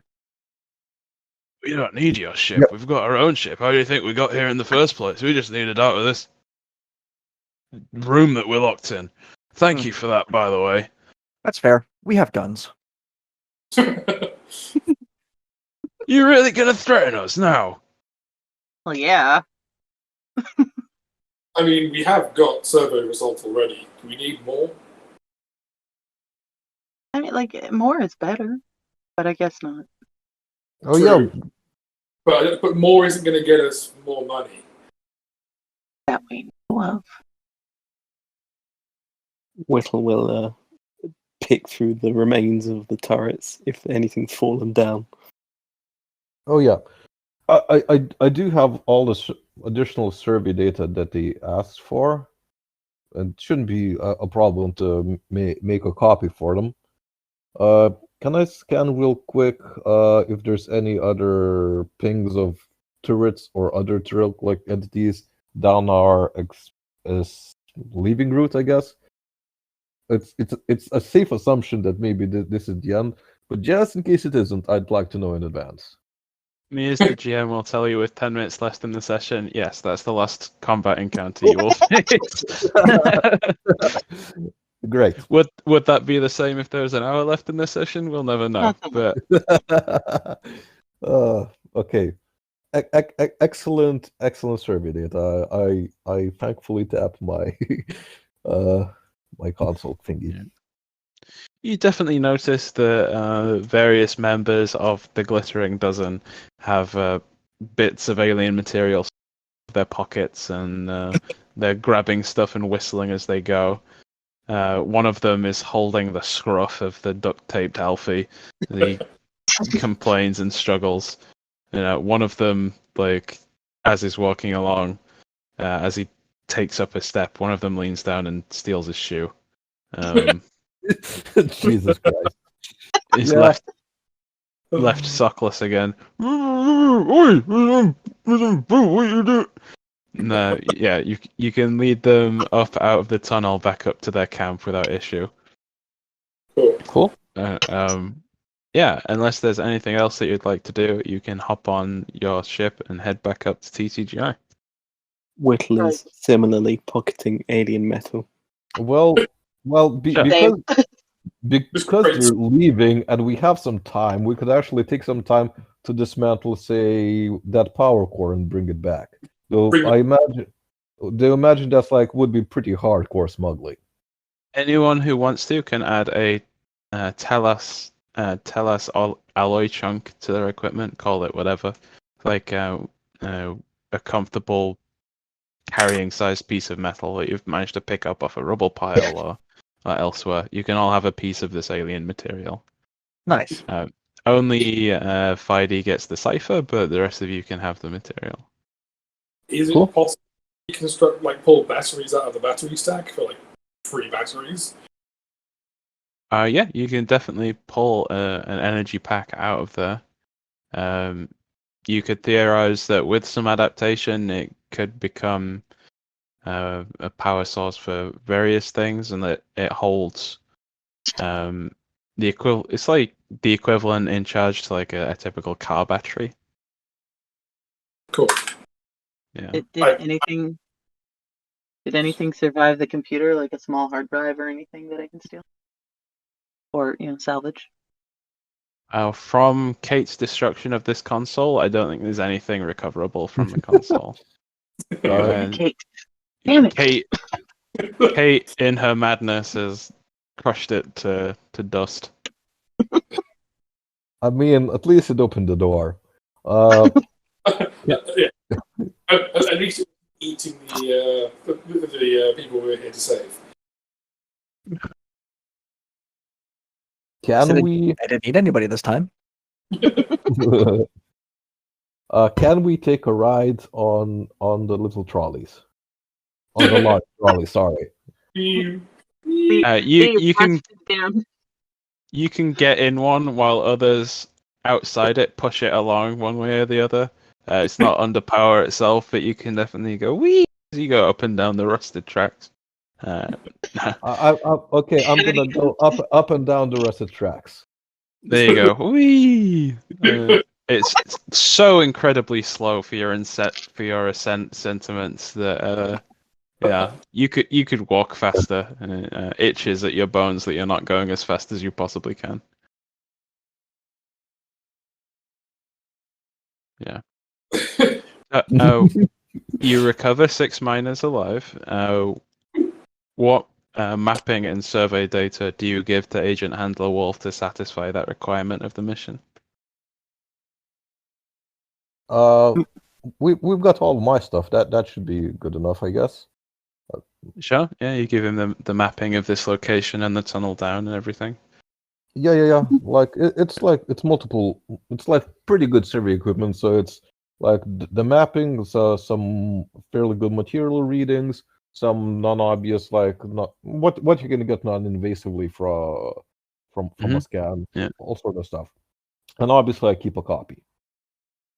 Is there anything that you as a group try to conceal from Agent Handlewolf about what happened on this mission? I am adding everything about the girlfriend. Like, Everything that verbatim, everything I heard, it's going in that report for him. everything that Alfie said. Full This is trans. what Alfie In fact, we sit Alfie in front of a recorder and you just let him ramble for the entire trip back.